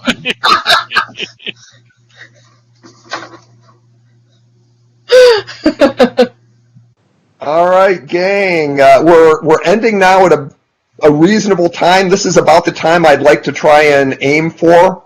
Okay. For every week. I appreciate that, because I know I'm a night owl, but... Well, and frankly, I'm hoping for fewer technical problems for getting started every week a little bit better, a little bit faster, a little bit better, a little bit faster, as far as all the technical stuff goes. Yeah, it will. Yeah. So, Doug, I can't wait to see what you got out of this.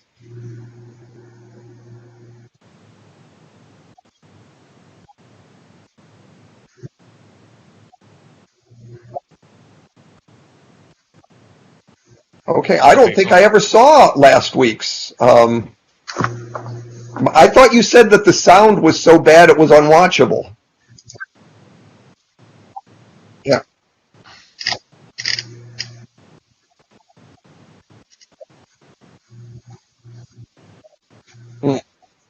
Yeah.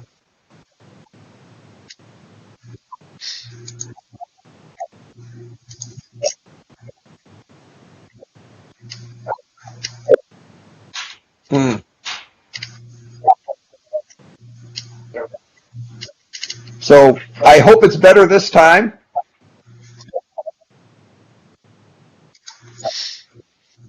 Excellent. All right. Well, this is really cool. Thank you all for participating in our experiment. We'll be back again next week. Maybe I could get a haircut and I won't have to be Khan next week. We'll see. I'm going to keep being Khan until I get my haircut. And everybody else, for this, feel free to wear your cool Starfleet stuff. Loby, that's all I'm saying. Loby?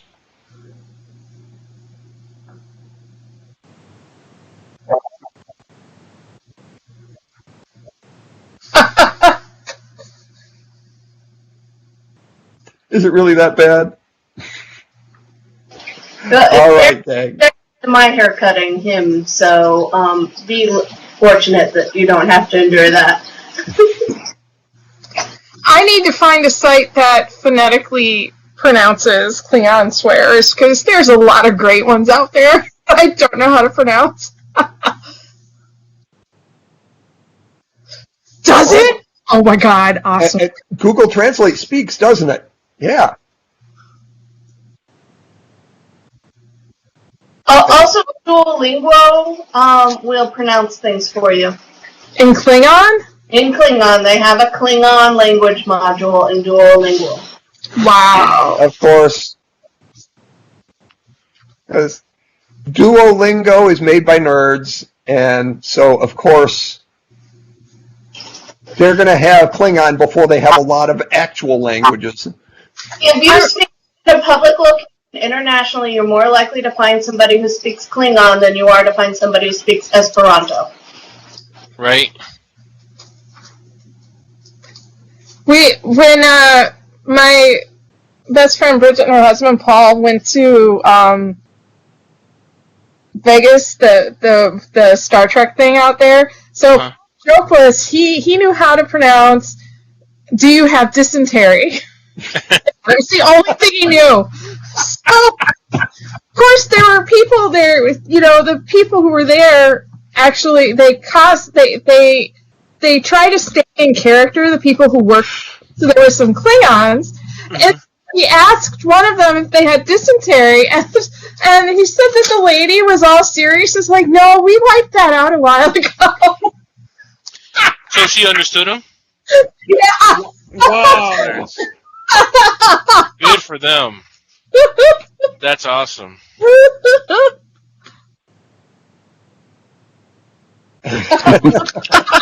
Well played. Nice. Yeah, when they were, I think it was in high school when my history teacher found out somebody was trying to translate the Bible into Klingon.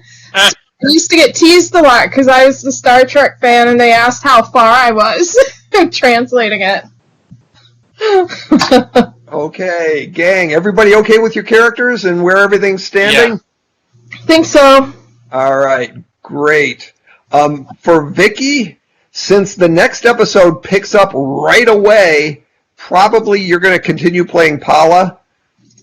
We'll go for a break in game time of a few days or a week, and before one of Droff's other wives enters the picture. No problem. Okay, great. You seem to enjoy that character, and I love the way you play her. Thank you. You're welcome. Anybody else? All right. Great group. I'm going to hang up now. Doug, I think, I don't know, all this afterwards conversation probably can be cut. But I'm going to go take care of Patty now, so it's good to see everybody. We'll be online, and we'll see you next week. Bye-bye. Good night.